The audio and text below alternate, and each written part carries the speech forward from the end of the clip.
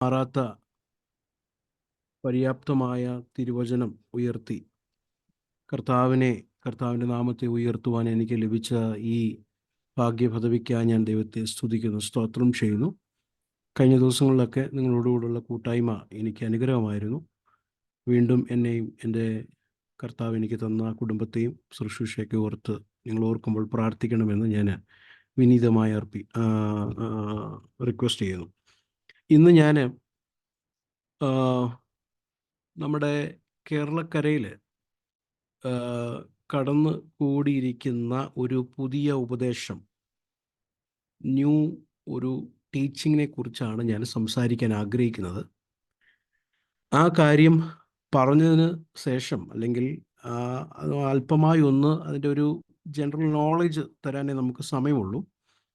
അതിനുശേഷം അതിൻ്റെ തെറ്റായിരിക്കുന്ന എന്താണെന്നുള്ളത് അതിനെ റിഫ്യൂട്ട് ചെയ്ത് അതിനെ ശരിക്കും ദൈവവചനത്തിൻ്റെ അടിസ്ഥാനത്തിൽ ആ ഉപദേശം എങ്ങനെ തെറ്റാണെന്ന്, അതാണ് ഞാൻ ഇന്ന് രാത്രികാലം എൻ്റെ ഹൃദയത്തിൽ, ഞാൻ ഇന്ന് രാവിലെ പ്രാർത്ഥിച്ചപ്പോൾ എൻ്റെ ഹൃദയത്തിൽ പ്രകാശിപ്പിച്ചത് കർത്താവ്.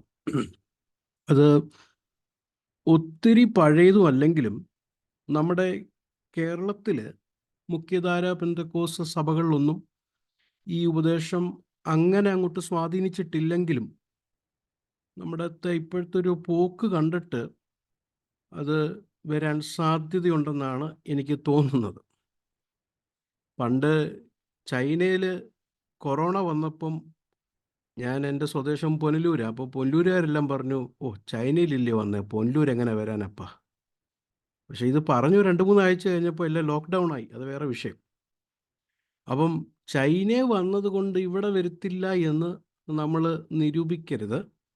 കർത്താവ് ശിഷ്യന്മാരോട് പറഞ്ഞതുപോലെ കള്ളപ്രവാചകന്മാർ നിങ്ങളുടെ അടുക്കൽ വരും എന്ന് സൂക്ഷിക്കണം. ശിഷ്യന്മാരോടായി പറയുന്നത്. പർവ്വത പ്രസംഗത്തിൻ്റെ അവസാന ഭാഗം 7-ാം അധ്യായം 15-ാം വാക്യം, ബിവേർ. അപ്പം ശിഷ്യന്മാരായതുകൊണ്ട് വരുത്തില്ലെന്നൊന്നുമില്ല, എനിക്ക് വചനം അറിയാവുന്നത് കൊണ്ട് വരുത്തില്ലെന്നൊന്നുമില്ല. അങ്ങനൊന്നും ആരും എക്സ്ക്ലൂസീവായിട്ട് അല്ലെങ്കിൽ ഇവരെ ഒഴിച്ചു പോകും, അങ്ങനൊന്നുമില്ല. പൗലോസ് സ്ഥാപിച്ച സഭകളിലും wrong teachers, false gospel, another gospel എല്ലാം വന്നിട്ടുണ്ട്. അപ്പം ഇത് നമ്മൾ വളരെ ജാഗ്രതയുള്ളവരായിരിക്കണം. കർത്താവിൻ്റെ വരവിനോടുള്ള ബന്ധത്തിൽ കർത്താവ് പറഞ്ഞ ഒരു പ്രധാനപ്പെട്ട കാര്യം, മത്തായി എഴുതിയ സുവിശേഷം നമുക്കറിയാമല്ലോ, 24-ാം അധ്യായം. കർത്താവിൻ്റെ ആ വരവിനോടുള്ള ബന്ധത്തിൽ ശിഷ്യന്മാർ ചോദിച്ചപ്പോൾ കർത്താവ് ആദ്യമേ പറഞ്ഞ അടയാളം നിങ്ങൾക്കറിയാമോ? What is the first sign of his coming? ആരും നിങ്ങളെ തെറ്റിക്കാതിരിപ്പാൻ സൂക്ഷിച്ചുകൊള്ളുവിൻ. യെസ്, നിങ്ങളെ ആരും തെറ്റിക്കരുത്. സ്തോത്രം.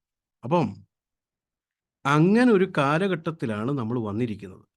ഗലാത്യ ലേഖനത്തിൻ്റെ ഭാഷയിൽ പറഞ്ഞു കഴിഞ്ഞാൽ, നിങ്ങളെ മയക്കി ആരാണ് ക്ഷുദ്രം ചെയ്തിരിക്കുന്നത്. ഓക്കെ, അതൊരു നല്ല ട്രാൻസ്ലേഷനാണ്, എക്സാക്ട് ട്രാൻസ്ലേഷനാണ്. എന്ന് പറഞ്ഞാൽ ഈ ക്ഷുദ്രം ചെയ്ത് കഴിയുമ്പോഴില്ലേ ഈ റീസണിങ് അങ്ങ് പോവും, ഈ ബുദ്ധി, മൈൻഡ് പിന്നെ വർക്ക് ചെയ്യത്തില്ല, പിന്നെ കാണുന്നതും കേൾക്കുന്നതും എല്ലാം ശരിയാന്ന് തോന്നും. അങ്ങനെ ഒരു കാലഘട്ടത്തിലാണ് നമ്മൾ വന്നിരിക്കുന്നത്. അപ്പോൾ ശരിക്ക് റീസണിങ് ചെയ്യാൻ പറ്റാത്ത, മൈൻഡ് യൂസ് ചെയ്യാൻ പറ്റാത്ത ഒരു നിലയിലേക്ക് ദൈവസഭകൾ പോകും. അതുകൊണ്ട് നാം വളരെ ജാഗ്രതയുള്ളവരായിരിക്കണം. ഓക്കെ, അപ്പോൾ ഈ ഉപദേശത്തിൻ്റെ ഒരു പേര്, ഇതിനെ തുടങ്ങി കുറേ പേരുണ്ടെങ്കിലും ഇതിൽ മെയിൻ ഇതിന് പേര് കൊടുത്ത ഒരാൾ സി പീറ്റർ വാഗ്നർ എന്ന് പറഞ്ഞ ഒരാളാണ്. ഇതിൻ്റെ പേര് ന്യൂ അപ്പോസ്റ്റോളിക് റിഫോർമേഷൻ. അതിനെ എനിക്ക് മലയാളം എഴുതാനും വായിക്കാനും അറിയത്തില്ല. ഞാൻ ബൈബിൾ ട്രാൻസ്ലിറ്ററേഷനാണ് ഞാൻ യൂസ് ചെയ്യുന്നത്, ബോംബെ ജനിച്ചു കൊടുക്കുന്നുണ്ട്. ഞാനൊരു പേര് കൊടുക്കുക, പുതിയ അപ്പോസ്തോലിക നവോത്ഥാനമെന്നോ ഉണർവെന്നോ, അങ്ങനെ മലയാളത്തിൽ പേര് കൊടുക്കാം. അതിനെക്കാട്ടി നല്ല വേറെ പേര് ട്രാൻസ്ലേറ്റ് ചെയ്യാൻ പറ്റുമായിരിക്കും, എനിക്കറിയത്തില്ല. ന്യൂ അപ്പോസ്റ്റോളിക് റിഫോർമേഷൻ എന്താണ് ഇത് എന്ന് നമുക്ക് അല്പമായി മനസ്സിലാക്കി തിരുവചനത്തിലേക്ക്, ഇതിൻ്റെ തെറ്റായ ഉപദേശങ്ങളിലേക്ക് ഞാൻ കൊണ്ടുവന്ന് തിരുവചനത്തിനെ ആധാരമാക്കി ഞാൻ സംസാരിക്കാൻ ആഗ്രഹിക്കുക. ഇവിടെ ബേസിക്കായിട്ട് നമ്മൾ മനസ്സിലാക്കേണ്ട ഒരു വിഷയം, പിശാച് ഒരിക്കലും 100% കള്ളം പറഞ്ഞു വരത്തില്ല. ഹൗവയുടെ അടുക്കൽ ആദ്യം ചെന്നത് തന്നെ വചനത്തെ മിസ്ഇൻറ്റർപ്രറ്റ് ചെയ്തിട്ട് 95% പറഞ്ഞ കറക്റ്റ് കാര്യമാണ്. അപ്പോൾ അല്പം ലൈ, അല്പം ഒരു ഡീവിയേഷൻ പിശാച് കൊണ്ടുവരും. കാരണം 100% കള്ളം പറഞ്ഞു കഴിഞ്ഞാൽ നമുക്ക് പിടിക്കപ്പെടും. ഇപ്പം ഞാൻ നേരത്തെ പറഞ്ഞ പോലെ മുഖ്യധാര പെന്തക്കോസ്റ്റിൽ ഇത് വന്നിട്ടില്ലെങ്കിലും ഇത് വരാൻ എനിക്ക് എൻ്റെ മനസ്സങ്ങ് തോന്നും ഇത് വരുമെന്ന്. പ്രാർത്ഥിച്ച് എനിക്ക് മനസ്സിലായ കാര്യങ്ങളൊന്നും എൻ്റെ മനസ്സങ്ങ് തോന്നും. അതിന് കാരണങ്ങളും എനിക്ക് പറയാനുണ്ട്. കാരണം ഒന്നാമത്തെ കാര്യം, നമുക്ക് നമ്മുടെ ഈ ബൈബിൾ വ്യാഖ്യാനം അല്പം ശരിയല്ല. പെന്തക്കോസ് സഭകളിൽ കാണുന്ന ബൈബിൾ ഹെർമന്യൂട്ടിക്സ് ഇൻ്റർപ്രിട്ടേഷൻ എല്ലാവരെ കുറിച്ചല്ല, എന്നാൽ മിക്ക പേരും അതൊരു ശരിയായ ഹെർമന്യൂട്ടിക്സ് അല്ല എന്നാണ് എൻ്റെ ഒരു ബോധ്യം. 2, വിവേചിക്കാനുള്ള കാര്യമേ നമുക്ക് വളരെ കുറവാണ്. അതായത് ഇപ്പം ഈ മേഘം കാണുമ്പോൾ നമ്മൾ ഒരു ഇപ്പം മഴ പെയ്യും കേട്ടോ, അത് നമുക്ക് പറയാം. അല്ലെങ്കിൽ ഒരു യുദ്ധം കാണുമ്പോൾ നമ്മൾ പറയും ഓ എന്തോ സംഭവിക്കാൻ പോകും. അപ്പോൾ ഈ കാലങ്ങളെയും ഈ ക്ലൈമറ്റുകളെയൊക്കെ കണ്ട് നമുക്ക് വിവേചിക്കാം. പക്ഷെ ഇങ്ങനെയുള്ള ഉപദേശങ്ങൾ വരുമ്പോൾ അങ്ങോട്ട് ശരിയായി വിവേചിക്കാൻ കഴിയുന്നില്ല എന്നൊരു തോന്നൽ എനിക്കുണ്ട്. ഇപ്പം നമ്മുടെ ദൈവസഭകളിലൊക്കെ ശരിയും തെറ്റുമൊക്കെ നമുക്ക് വിവേചിക്കാൻ അറിയാം കേട്ടോ. ശരിയും തെറ്റും, കള്ളുകുടി തെറ്റാണ്, തെറി വിളിക്കാൻ തെറ്റാണ്, സിനിമ കാണുന്നത് തെറ്റാണ്, ആ ശരിയും തെറ്റൊക്കെ നമുക്കറിയാം. ഇപ്പം ഇൻ കേസ് ഒരു യേശുനാമക്കാരൻ നമ്മുടെ വീട്ടിൽ വന്നാലും നമുക്ക് ഒരു 5 മിനിറ്റ് സംസാരിക്കുമ്പോൾ മനസ്സിലാവും ഇവൻ യേശുനാമക്കാരനാണെന്ന്. ശരിയും തെറ്റും മനസ്സിലാവും. അല്ല, യഹോവ സാക്ഷിക്കാരന് വന്നാലും അവൻ്റെ കയ്യിലിരിക്കുന്ന ബൈബിൾ നോക്കി വരെ നമ്മൾ പറയാം ഇവനെ കയറ്റാൻ പറ്റത്തില്ല എന്ന് നമ്മൾ പറയും. അപ്പം അങ്ങനെ ശരിയും തെറ്റുമൊക്കെ നമുക്ക് വിവേചിക്കാം. പക്ഷേ CSR സ്പർജൻ ഒരു കാര്യം പറഞ്ഞതും, യഥാർത്ഥ വിവേചനം എന്ന് പറയുന്നത് ശരിയും തെറ്റും മനസ്സിലാക്കുന്നതല്ല, ശരിയും ഏകദേശം ശരിയും, റൈറ്റ് ആൻഡ് ഓൾമോസ്റ്റ് റൈറ്റ്, അവിടെയാണ് നമ്മൾ വീഴാൻ സാധ്യത ഉണ്ടെന്ന് എനിക്ക് തോന്നുന്നു. കാരണം കഴിഞ്ഞ ദിവസങ്ങളിലൊക്കെ ഈ ഉപദേശക്കാരൊക്കെ വന്ന് അടൂരി നടത്തി ഭയങ്കര പ്രകടനങ്ങളൊക്കെ നടത്തിയപ്പോൾ അതിൽ മുഖ്യധാരയിലുള്ള പെന്തക്കോസ് പാസ്റ്റർമാർ നിന്നിട്ടാണ് അവിടെ സപ്പോർട്ട് ചെയ്ത് എന്ന് ഞാനത് കാണുമ്പോൾ എനിക്ക് തോന്നുക ഇതധികം വൈകാതെ വരും. അതുകൊണ്ടാണ് ഞാൻ ഇന്ന് ഈ കാര്യങ്ങൾ നിങ്ങളുടെ മുമ്പിൽ ഷെയർ ചെയ്യുന്നത്. വളരെ ഭയത്തോടും ദൈവിക സ്നേഹത്തോടും ആത്മാവിലെ ഭാരത്തോടും കൂടെയാണ് ഞാനിത് നിങ്ങളുടെ മുമ്പിൽ ഷെയർ ചെയ്യുന്നത്. അപ്പോൾ ഈ ബേസിക്കായിട്ട് മനസ്സിലാക്കേണ്ട ചില കാര്യങ്ങളുണ്ട് ഈ ഉപദേശത്തിൽ. ഇവർ പറഞ്ഞു തുടങ്ങുന്നത് ഇങ്ങനെയാണ്: മനുഷ്യൻ്റെ വീഴ്ചയിൽ മനുഷ്യന് കൊടുത്ത മാൻഡേറ്റ്, വാഴുക എന്നുള്ള മാൻഡേറ്റിൽ നിന്ന് മനുഷ്യൻ വീണിരിക്കുന്നു. ആ വീണ മനുഷ്യനെ വീണ്ടും ആ പദവിയിലേക്ക് കൊണ്ടുവന്നത് കർത്താവായ യേശുക്രിസ്തുവിൻ്റെ മരണവും ഉയർപ്പിലുമാണ്. മടക്കി ആ വാഴുക എന്നുള്ള മാൻഡേറ്റിലേക്ക് മടക്കി കൊണ്ടുവന്നത്. അങ്ങനെ കർത്താവിൻ്റെ ക്രൂശ് മരണത്തിൽ മനുഷ്യന് നഷ്ടപ്പെട്ടു പോയ ആ വാഴുക എന്നുള്ള മാൻഡേറ്റ് മടക്കി ലഭിക്കുകയും, അങ്ങനെ കർത്താവിൻ്റെ സഭ ഇന്ന് ആ വാഴുക എന്നുള്ള, ആ റൂൾ ചെയ്യുക എന്നുള്ള ആ കാര്യത്തെ റീടേക്ക് ചെയ്യണം, യഥാസ്ഥാനപ്പെടുത്തി വാഴണം. ഓക്കെ, അതിന് വാഴാൻ വേണ്ടി, ഇത് ഞാനൊരു വളരെ വിശാലമായിരിക്കുന്ന കാര്യം ഒന്ന് സമ്മറി ആയിട്ട് പറഞ്ഞതാണ് കേട്ടോ. അപ്പം ഇത് വാഴാൻ വേണ്ടി ദൈവസഭ യഥാർത്ഥമായി മടങ്ങി വരണം, റീസ്റ്റോർ ആയിപ്പെടണം.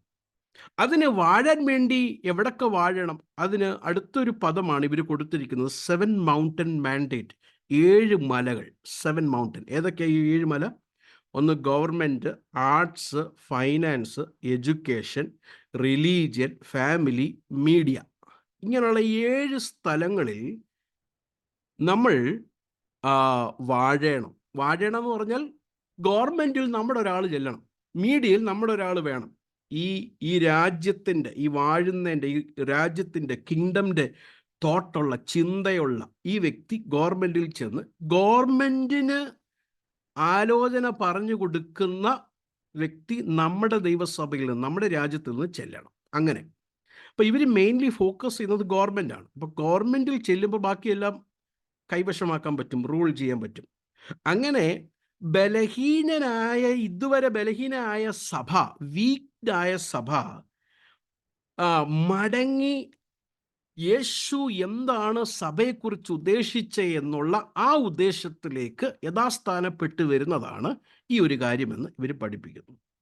അതിൽ ഞാൻ നേരത്തെ പറഞ്ഞ പോലെ സി പീറ്റർ വാഗ്നർ എന്ന് പറഞ്ഞ വ്യക്തിയാണ്.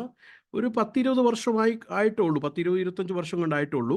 1990s തോന്നുന്നു ഈ വ്യക്തി ഈ വാക്കുകളെ ഒക്കെ കോയിൻ ചെയ്തത്, ന്യൂ അപ്പോസ്റ്റോളിക് റിഫോർമേഷൻ എന്ന് പറഞ്ഞ് ചെയ്തത്. എന്താ അതിൻ്റെ അർത്ഥം? അതായത് 1990s തൊട്ട് കർത്താവ് ദൈവസഭയിൽ അപ്പോസ്തലന്മാരെ, പുതിയ അപ്പോസ്തലന്മാരെ എന്ത് ചെയ്തിരിക്കുന്നു? നിയമിച്ചിരിക്കുന്നു. He has appointed new apostles. അങ്ങനെ ആദിമ നൂറ്റാണ്ടിലുണ്ടായിരുന്ന അപ്പോസ്തലന്മാർക്കുള്ള പോലെ അധികാരം ഈ പുതുതായി നിയമിച്ച അപ്പോസ്തലന്മാർക്കും കർത്താവ് കൊടുക്കുന്നു. അങ്ങനെ ഈ അപ്പോസ്തലന്മാരിൽ കൂടെയാണ് സഭ വാഴേണ്ടത്. ഡൊമേനിയൻ അല്ലെങ്കിൽ ഡൊമേനിയനിസം വാഴേണ്ട ഈ കാര്യം ഈ അപ്പോസ്തലന്മാരിൽ കൂടെയാണ് ഇനി മുൻപോട്ട് കർത്താവ് ദൈവസഭയ്ക്ക് വേണ്ടി ചെയ്യാൻ പോകുന്നത് എന്നാണ് ഇവർ പഠിപ്പിക്കുന്നത്. അപ്പോൾ 1990 തൊട്ട് ഇവർ കർത്താവ് പുതിയ അപ്പോസ്തലന്മാരെ നിയമിച്ചിരിക്കുന്നു. അങ്ങനെ പല സ്ഥലങ്ങളിൽ പുതിയ അപ്പോസ്തലന്മാർ എഴുന്നേറ്റ് വരും. നമ്മുടെ കേരളത്തിൽ വലിയ ഉണർവൊക്കെ പ്രസംഗിക്കുന്ന ആൾക്കാരുടെ പേരൊക്കെ യൂട്യൂബിൽ നിങ്ങളിപ്പോൾ ഇതൊക്കെ ഒന്ന് അടിച്ചു നോക്കിയാൽ മതി. ഈ പ്രാർത്ഥന കഴിഞ്ഞിട്ട് വേണമെങ്കിൽ നിങ്ങൾ പേരിനോട് ചോദിച്ചാൽ ഞാൻ പറയാം. അവരിപ്പോൾ പാസ്റ്റർന്ന് മാറ്റിയിട്ട് ഇപ്പോൾ അപ്പോസ്റ്റൽ എന്നാക്കി പേര്. ശ്രദ്ധിച്ചാൽ മതി, ഇന്നിപ്പോൾ ഇതൊക്കെ ശ്രദ്ധിച്ചാൽ മതി. അപ്പം അപ്പോസ്റ്റൽ എന്നൊക്കെ പേരുകൾ ചുമ്മാ ഇടുന്നതല്ല. ഇതിൻ്റെ പുറയിലൊരു ഉപദേശമുണ്ട്, ഇതിൻ്റെ പുറയിലൊരു ആശയമുണ്ട്, ഇതിൻ്റെ പുറയിലൊരു ചിന്തയുണ്ട്. അതാണ് ഞാൻ നിങ്ങളുടെ മുമ്പിൽ കൊണ്ടുവരാൻ ആഗ്രഹിക്കുന്നത്. ഇവരുടെ ഒരു ധാരണയിൽ എല്ലാ സഭകളും ഐക്യമായി കടന്നു വരണം. ഇവിടെ ഉപദേശമൊന്നും വിഷയമൊന്നുമില്ല. അപ്പോൾ നിങ്ങളിപ്പോൾ എന്തോ പഠിച്ചു പിടിച്ചെന്ന് പറഞ്ഞാലും ഇവിടെ മുഖ്യ വിഷയം ഐക്യതയോടെ വരണം, യൂണിറ്റിയാണ്. അങ്ങനെ യൂണിറ്റിയോടെ വന്ന് മെച്യൂരിറ്റി പ്രാപിച്ച് അങ്ങനെ ഐക്യതയിലേക്ക് വന്നതിന് ശേഷം ദൈവം നിയമിച്ച അപ്പോസ്തലന്മാരുടെ അധികാരത്തിൻ്റെ കീഴിലേക്ക് സഭകളെല്ലാം വരണം. കാര്യം മനസ്സിലാകുന്നുണ്ടോ? അപ്പോൾ ദൈവം പുതിയതായി നിയമിച്ച അപ്പോസ്തലന്മാരായിരിക്കും ഇനി ഈ നൂറ്റാണ്ടിലെ സഭകളെ നിയന്ത്രിക്കാൻ പോകുന്നത്. അങ്ങനെ ഈ അപ്പോസ്തലന്മാർ വലിയ വലിയ മാസ് ഹീലിംഗ് ഒക്കെ നടത്തും എന്ന് പറഞ്ഞാൽ ഒരു സ്റ്റേഡിയം ഒക്കെ വാങ്ങും കേട്ടോ. ആ സ്റ്റേഡിയം ഒക്കെ അങ്ങ് നിറയും. 10-35,000 ഒക്കെ പേര് വന്ന് നമ്മൾ ആശ്ചര്യപ്പെട്ടൊന്നും പോകരുത്. അങ്ങനെയൊക്കെ സംഭവിക്കും. അങ്ങനെ വലിയ സ്റ്റേഡിയമിലൊക്കെ ആൾക്കാരെയൊക്കെ വിളിച്ച് ഭയങ്കര മാസ് ഹീലിങ്ങും ഭയങ്കര അത്ഭുത രോഗശാന്തി ശുശ്രൂഷയൊക്കെ നടത്തും. എന്തിനാ ഇത് ചെയ്യുന്നത് അറിയാമോ? ഇത് പൊതുജനം കണ്ടിട്ട് ഇവരുടെ ഇടയിൽ എന്തോ സംഭവം ഉണ്ടല്ലോ എന്ന് പറഞ്ഞ് അട്രാക്റ്റ് ചെയ്ത് വരണം. അങ്ങനെ മാസ് ഹീലിങ്ങും മാസ് കാര്യങ്ങളും ഇവർ നടത്തും. മൂന്നാമത്തെ ഒരു കാര്യം, ഇങ്ങനെ ചെയ്യുന്ന അപ്പോസ്തലന്മാർക്ക് വലിയ പണം അവർക്ക് ലഭിക്കും. അതിനൊക്കെ വാക്യങ്ങളൊക്കെ ഉണ്ട്, അപ്പോസ്തല പ്രവൃത്തി എന്നൊക്കെ വാക്യങ്ങളൊക്കെ ഉണ്ട്. അങ്ങനെ വലിയ പണം, ആ പണം അതായത് വാക്യമുണ്ടല്ലോ, പാപിയുടെ സമ്പത്ത് നീതിമാന് വേണ്ടി സംഹരിക്കുന്നു. അതായത് പാപിയുടെ അവിശ്വാസിയുടെ സമ്പത്തെടുത്ത് വിശ്വാസിക്ക് കൊടുക്കും. അങ്ങനെയൊക്കെ പ്രവചിക്കുന്ന പാസ്റ്റർമാരെയൊക്കെ ഞാൻ പെന്തക്കോസ്ത് ഉപവാസ പ്രാർത്ഥനയൊക്കെ കേട്ടിട്ടുണ്ട്. തലേ കൈവച്ച് വെക്കും, അതങ്ങനെ പ്രവചിക്കുകയും ചെയ്യും. ആൾക്കാർ ആമേനും പറയുന്നുണ്ട്. അപ്പോൾ ഭയങ്കര സന്തോഷമില്ല, കാരണം നമുക്ക് അധ്വാനിക്കാത്ത പൈസയൊക്കെ കിട്ടുക എന്ന് പറയുന്നത് ഇതിൽ പരം സന്തോഷം വേറെ എന്തെങ്കിലും ഉണ്ട്. അപ്പോൾ ഇങ്ങനെ പാപി ഇതിൽ ഈ പ്രൊവേർബ്സ് ചാപ്റ്റർ 13:22 ആണ് ഈ വാക്യം. അതിൻ്റെ പശ്ചാത്തലമോ കോണ്ടെക്സ്റ്റോ അതെന്ത് ഉദ്ദേശിച്ച് അതൊന്നും അവിടെ പറയത്തില്ല. അവിടെ ആ ഒരു വാക്യം കൊണ്ട് അടർത്തി എടുത്തിട്ട് നിനക്ക് കിട്ടും. അപ്പം അപ്പോസ്തലന്മാർക്ക് അവർ വലിയ ധനാഢ്യന്മാരായിത്തീരും. കാരണം അവർ ഈ എൻഡ് ടൈം, അവസാന കാലഘട്ടത്തിൽ ദൈവരാജ്യ വ്യാപ്തിക്ക് വേണ്ടി അവർ പണം ആവശ്യമാണ്. അങ്ങനെ വളരെ സമ്പത്ത് വരും. ഇനി അടുത്തൊരു കാര്യം ശ്രദ്ധിക്കണേ, ഈ അപ്പോസ്തലന്മാരെ സഹായിക്കാൻ രണ്ടാമത്തെ ഒരു ഓഫീസുണ്ട്. അപ്പം ഞാൻ പറഞ്ഞല്ലോ, ദൈവം, ഇവർ പറയുന്നതാ, ദൈവം അപ്പോസ്റ്റോലിക് ഓഫീസിനെ റീസ്റ്റോർ ചെയ്തു. 1990s കഴിഞ്ഞിട്ട് ദൈവം അപ്പോസ്റ്റോലിക് ഓഫീസിനെ റീസ്റ്റോർ ചെയ്തു. ഓക്കെ, ഈ അപ്പോസ്റ്റൽസിനെ സഹായിക്കുന്ന മറ്റൊരു ഗ്രൂപ്പുണ്ട്, അതാണ് പ്രോഫറ്റ്. നിങ്ങൾ വീണ്ടും യൂട്യൂബിൽ ഒന്ന് അടിച്ചു നോക്കിയാൽ മതി, പേരിൻ്റെ മുമ്പിൽ പ്രോഫറ്റ് എന്ന് എഴുതിയിരിക്കുന്നവരെയും സൂക്ഷിക്കണം. അപ്പോസ്റ്റൽ എന്ന് എഴുതിക്കുന്നതും പ്രോഫറ്റ് എന്ന് എഴുതിയിരിക്കുന്നവർ സൂക്ഷിക്കണം. ഓക്കെ, അപ്പോൾ പ്രോഫറ്റ് ഉണ്ട്. ഇവർക്ക് പുതിയ വെളിപ്പാടുകളൊക്കെ കിട്ടും. ഇവരാണ് അപ്പോസ്തലന്മാർക്ക് വഴികാട്ടിയായിട്ട്, അതായത് അപ്പോസ്തലനോട് ഒരു അപ്പോസ്തലൻ ഇനി വന്നേ, ഇനി നാളെ ഇതാ ചെയ്യേണ്ട കേട്ടോ. അപ്പം അപ്പോസ്തലൻ പ്രോഫറ്റിനോട് ചോദിക്കും, പ്രോഫറ്റ് കൺഫേം ചെയ്യും, അപ്പോസ്തലൻ അതുപോലെ ചെയ്യും. അപ്പം മെയിൻലി ഈ നമ്മൾ പണ്ട് ഇത് കേട്ടുകൊണ്ടിരുന്ന 5 ഫോൾഡ് മിനിസ്ട്രി എന്നൊക്കെ ഉപദേഷ്ടാവും അതൊക്കെ പോയി. അത് പാസ്റ്റർമാരൊന്നും ഇല്ല. പാസ്റ്റർമാർ ടീച്ചേഴ്സൊക്കെ ചെറിയ ആൾക്കാരാണ്. ഇനി മെയിൻ ലൈനിൽ വരുന്നത് ആരാണ്? Apostles and prophet. ഇപ്പോൾ നമ്മളിപ്പോൾ ഈ ഇന്ത്യയിലൊക്കെ നടക്കുന്ന ഈ ഉണർവിനെയൊക്കെ നിങ്ങളൊന്ന് ശ്രദ്ധിച്ചാൽ, എത്ര പേരത് തുടർമാനമായി അത് വാച്ച് ചെയ്യുന്നുണ്ടെന്ന് എനിക്കറിയത്തില്ല. അത് ശ്രദ്ധിച്ചാൽ ഇങ്ങനൊരു ഉണർവ് നടക്കുമെന്ന് പല പ്രവാചകന്മാർ പ്രവചിച്ചതാ. അതിൽ മെയിൻ ഒരു പ്രവാചകനുണ്ട്, പ്രവചിച്ചു. പിന്നെ ആഫ്രിക്കയിൽ നിന്നൊരു പ്രവാചകൻ വിളിച്ചിട്ട് ഇത് കൺഫേമും ചെയ്തു, ഇത് ഉണർവാണെന്ന്. അതായത് ഈ അപ്പോസ്തലന്മാരെ വിളിച്ചിട്ട് പറയുകയാണ് ഇത് ഉണർവാകട്ടോ. അപ്പം പ്രവാചകന്മാര് ഇവരെ സപ്പോർട്ട് ചെയ്ത് ഇവരെന്തോ ഇനി നീക്കം ചെയ്യണം എന്നുള്ള കാര്യത്തെ ഈ പ്രവാചകന്മാര് പറയും.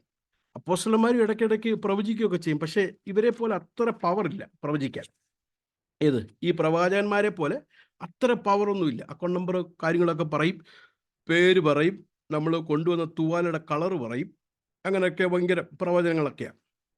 അപ്പം ഈ പ്രവചനങ്ങൾ നടത്തുന്ന പ്രവാചകന്മാരും ഈ ശുശ്രൂഷ ചെയ്യുന്ന അപ്പോസ്തലന്മാർക്കും അസാധാരണമായിരിക്കുന്ന empowerment of the holy spirit, പരിശുദ്ധാൽ ഭയങ്കരമായി അവരെ കയ്യിലെടുത്ത് ഉപയോഗിക്കും.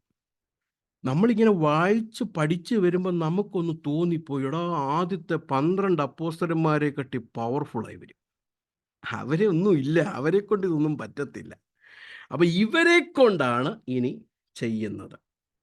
അപ്പോൾ ഏകദേശം നമുക്കൊരു ധാരണ കിട്ടിക്കാണും. ഇത് ഞാനിങ്ങനെ ഇതൊന്ന് സ്റ്റഡി ചെയ്തപ്പം ഇത് അമേരിക്കയിൽ നിന്ന് ഇറക്കുമതി ചെയ്ത ഒരു ചരക്ക് കപ്പൽ ആഫ്രിക്കയിലോട്ട് ചെന്നു.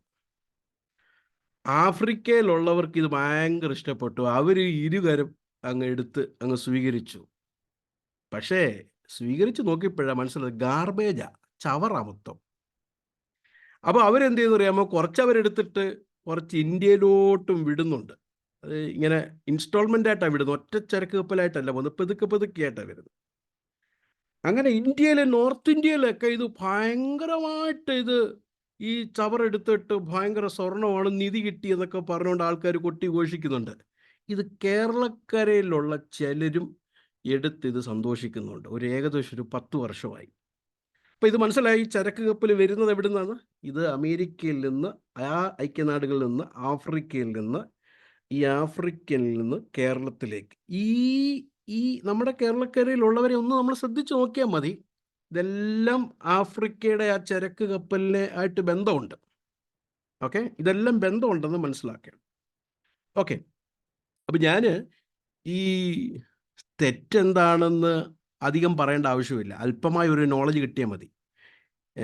ഇനി ശരി എന്താണെന്നാണ് ഞാൻ ഇനി പറയാൻ പോകുന്നത്. ഇവരുടെ ഈ പഠിപ്പിക്കുന്ന ഉപദേശത്തിൻ്റെ എന്താണ് തെറ്റ്, അതിൽ യഥാർത്ഥ തിരുവചനത്തിൻ്റെ വെളിച്ചത്തിൽ നമ്മളിതെങ്ങനെ മനസ്സിലാക്കണം. ഞാൻ ഒരുക്കിയതിലൊരു 6 കൂട്ടം കാര്യങ്ങളുണ്ട് കേട്ടോ പ്രിയരെ. അതിൽ ഒത്തിരി കാര്യങ്ങളുണ്ട്, ഒരു 16 കൂട്ടം കാര്യങ്ങൾ അതിനകത്തുണ്ട്, പക്ഷേ അതിലൊന്നും നമുക്ക് സമയമില്ല. പക്ഷേ 6 പ്രധാനപ്പെട്ട 6 കൂട്ടത്തിലേക്കാണ് ഞാൻ നിങ്ങളുടെ മുമ്പിൽ കൊണ്ടുവരാൻ ആഗ്രഹിക്കുന്നത്.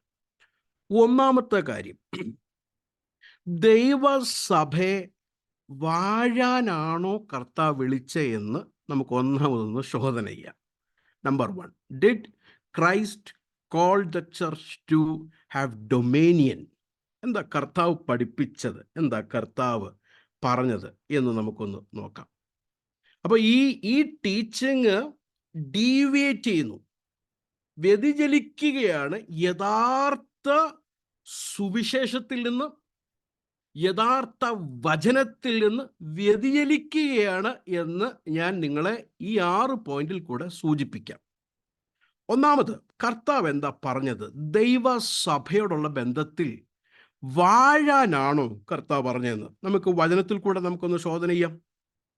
നോക്കിക്കേ, മർക്കോസിന്റെ സുവിശേഷം 16-ാം അധ്യായം അതിൻ്റെ 15-16 വാക്യവും, മത്തായി എഴുതിയ സുവിശേഷം 28-ാം അധ്യായം അതിൻ്റെ 18 തൊട്ട് 20 വരെയുള്ള വാക്യങ്ങൾ നമ്മുടെ വാഴ്ത്തപ്പെട്ട കർത്താവായ യേശു ക്രിസ്തു താൻ ഈ ഭൂമിയിൽ നിന്ന് പോകുന്നതിന് മുൻപേ തൻ്റെ ശിഷ്യന്മാരെ വിളിച്ച് അവരോട് പറഞ്ഞ അന്ത്യകൽപ്പനകളാണ്, അല്ലെങ്കിൽ ദ ഗ്രേറ്റ് കമ്മീഷൻ എന്ന് നമ്മൾ വിളിക്കുന്നു. ദൈവമക്കൾക്ക് സമയമുള്ളപ്പോൾ ഈ 4 സുവിശേഷത്തിൻ്റെ അവസാന അധ്യായങ്ങളുടെ അവസാന വാക്യങ്ങളൊന്ന് വായിക്കണം. അവിടെ നമുക്ക് ദൈവസഭയ്ക്ക് കൊടുത്ത ആ ഗ്രേറ്റ് കമ്മീഷൻ്റെ വിവിധമായിരിക്കുന്ന ഫേസസിനെ നമുക്ക് കാണാൻ കഴിയും. അതിൽ ഞാൻ 2 മാത്രമേ എടുക്കുന്നുള്ളൂ, മർക്കോസും മത്തായി എഴുതിയ സുവിശേഷവും. എന്താ മർക്കോസിൽ പറയുന്നത് നോക്കിക്കേ, നിങ്ങൾ ഭൂലോകത്തിൽ ഒക്കെയും പോയി സകല സൃഷ്ടിയോടും സുവിശേഷം പ്രസംഗിപ്പിൻ. അപ്പം പ്രസംഗിക്കണം എന്നുള്ള കാര്യം പറയുകയാണ്. എന്താ പ്രസംഗിക്കണം? സുവിശേഷം. വിശ്വസിക്കുകയും സ്നാനമേൽക്കുകയും ചെയ്യുന്നവൻ. എന്തോ വിശ്വസിക്കുന്നത്? നാം പ്രസംഗിച്ച സുവിശേഷം വിശ്വസിക്കുന്നത്. ആ വ്യക്തി രക്ഷിക്കപ്പെടും. വിശ്വസിക്കാത്തവൻ ശിക്ഷാവധിയിൽ അകപ്പെടും. അപ്പോൾ ഒരു നാണയത്തിൻ്റെ ഒരു വശം നമ്മൾ എടുത്താൽ, യേശു സഭയ്ക്ക് കൊടുത്ത മാൻഡേറ്റ് ഭൂലോകത്തിൽ ചെന്ന് നിങ്ങൾ പ്രൊക്ലെയിം ആസ് എ ഹെറാൾഡ്, അത് നിങ്ങൾ വിളിച്ചു പറയണം. സുവിശേഷം, ഗുഡ് ന്യൂസ് വിളിച്ചു പറയണം. അങ്ങനെ വിളിച്ചു പറഞ്ഞ് ആ സുവിശേഷത്തിൽ വിശ്വസിക്കുന്നവരെ നിങ്ങൾ സ്നാനപ്പെടുത്തണം. അതാണ് ആ നാണയത്തിൻ്റെ ഒരു വശം. മറ്റേ വശം നോക്കിക്കേ, മത്തായി എഴുതിയ സുവിശേഷം 28-ാം അധ്യായം അതിൻ്റെ 18 മുതലുള്ള വാക്യങ്ങൾ നമ്മൾ വായിക്കുമ്പോൾ, യേശു അടുത്തു ചെന്ന്, സ്വർഗത്തിലും ഭൂമിയിലും സകല അധികാരവും എനിക്ക് നൽകപ്പെട്ടിരിക്കുന്നു. ആകയാൽ, ബിക്കോസ് ഓഫ് ദാറ്റ്, എനിക്ക് അധികാരം നൽകപ്പെട്ടിട്ടുണ്ട്. ആകയാൽ നിങ്ങൾ പുറപ്പെട്ട് പിതാവിൻ്റെയും പുത്രൻ്റെയും പരിശുദ്ധാത്മാവിൻ്റെയും നാമത്തിൽ സ്നാനം കഴിപ്പിച്ചും ഞാൻ നിങ്ങളോട് കൽപ്പിച്ചതൊക്കെയും പ്രമാണിപ്പാൻ തക്കവണ്ണം ഉപദേശിച്ചും കൊണ്ട് സകല ജാതികളെയും ശിഷ്യരാക്കിക്കൊള്ളുവീൻ എന്ന് പറഞ്ഞു. ഈ നമ്മുടെ ട്രാൻസ്ലേഷൻ, മലയാളം ട്രാൻസ്ലേഷനിൽ ആദ്യം വരുന്നത്, ആകയാൽ നിങ്ങൾ പുറപ്പെട്ട് പിതാവിൻ്റെയും പുത്രൻ്റെയും പരിശുദ്ധാത്മാവിൻ്റെ നാമത്തിൽ സ്നാനം കഴിപ്പിച്ചും എങ്ങനെയാണ് തുടങ്ങുന്നെങ്കിൽ, ഇംഗ്ലീഷ് ട്രാൻസ്ലേഷനിൽ നേരെ തിരിച്ച 28-ന്റെ 19-ാമത്തെ വാക്യം, go therefore and make disciples. അപ്പം ഗോ അല്ല അവിടെ കമാൻഡ്, പോകുക എന്നുള്ളതല്ല കൽപ്പന, മെയ്ക്ക് ആണ് കൽപ്പന. ശിഷ്യരാക്കിക്കൊള്ളുവീൻ. എനിക്ക് തോന്നുന്നു ഇങ്ങനെ ഈ ട്രാൻസ്ലേഷൻ ഇങ്ങനെ മാറിക്കിടക്കുന്നതുകൊണ്ടായിരിക്കും നമ്മൾ വിചാരിക്കുന്ന ആദ്യം അങ്ങ് മുക്കണമെന്നാ. ആരെ കണ്ടാലും ആദ്യം നമ്മുടെ പദ്ധതി മുക്കണമെന്നാ. പക്ഷേ നമ്മൾ യഥാർത്ഥമായി അവിടെ പഠിച്ചാൽ അങ്ങനല്ല. ആദ്യം മുക്കാനല്ല പറഞ്ഞത്, go therefore and make disciples, ശിഷ്യരാക്കിക്കൊള്ളുവീൻ.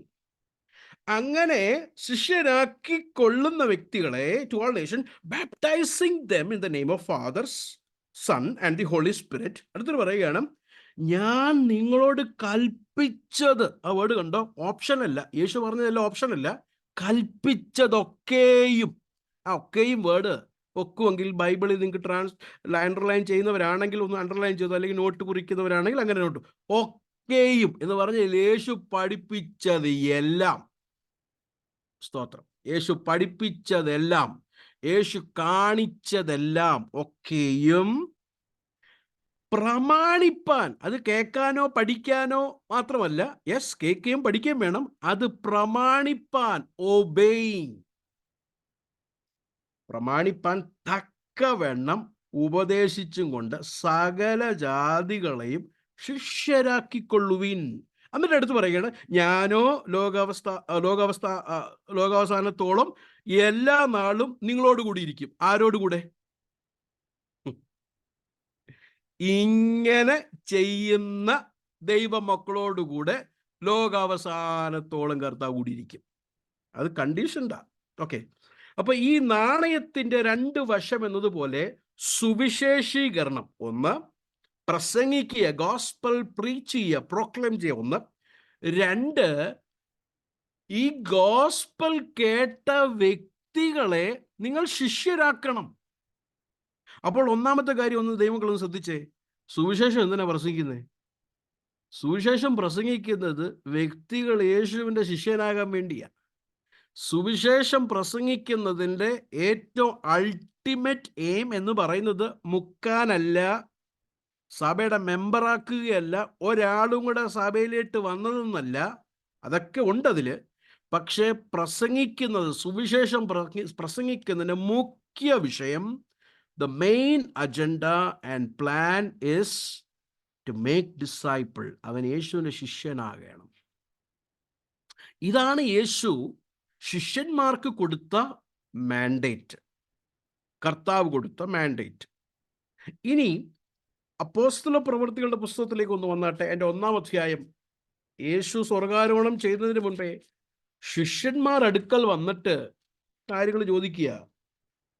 അതിൻ്റെ സമയം, അതിൻ്റെ 6-ാമത്തെ വാക്യം ഒന്ന് വായിച്ച് സഹായിക്കാമോ? 1:6-7 വാക്യങ്ങളൊന്ന് വായിച്ച് സഹായിക്കണം. ഒരുമിച്ച് കൂടിയിരുന്നപ്പോൾ അവർ അവനോട്, കർത്താവേ, നീ ഇസ്രായേലിന് ഈ കാലത്തിലോ രാജ്യം യഥാസ്ഥാനത്താക്കി കൊടുക്കുന്നത് എന്ന് ചോദിച്ചു. അവൻ അവരോട്, പിതാവ് തന്റെ സ്വന്തം അധികാരത്തിൽ വെച്ചിട്ടുള്ള കാലങ്ങളെയോ സമയങ്ങളെയോ അറിയുന്നത് നിങ്ങൾക്കുള്ളതല്ല. എന്നാൽ പരിശുദ്ധാത്മാവ് നിങ്ങളുടെ മേൽ വരുമ്പോൾ നിങ്ങൾ ശക്തി ലഭിച്ചിട്ട് യെരുശലേമിലും യഹൂദയിൽ എല്ലായിടത്തും ശമര്യയിലും ഭൂമിയുടെ അറ്റത്തോളവും എന്റെ സാക്ഷികളാകും എന്ന് പറഞ്ഞു. കണ്ടോ? അപ്പം ഈ ഒരു കാര്യം പറഞ്ഞിട്ട് വരാതെ നിങ്ങൾക്കുള്ളതല്ല. അപ്പൊ അടുത്തത് നിങ്ങൾക്കുള്ളത് എന്തുവാ? നിങ്ങൾ അങ്ങനെ വായിക്കണം. നിങ്ങൾക്കുള്ളത് ഇതല്ല, നിങ്ങൾക്കുള്ളത് ഇപ്പോൾ എന്തുവാ? നിങ്ങൾ എൻ്റെ സാക്ഷികളാകും. എവിടൊക്കെ?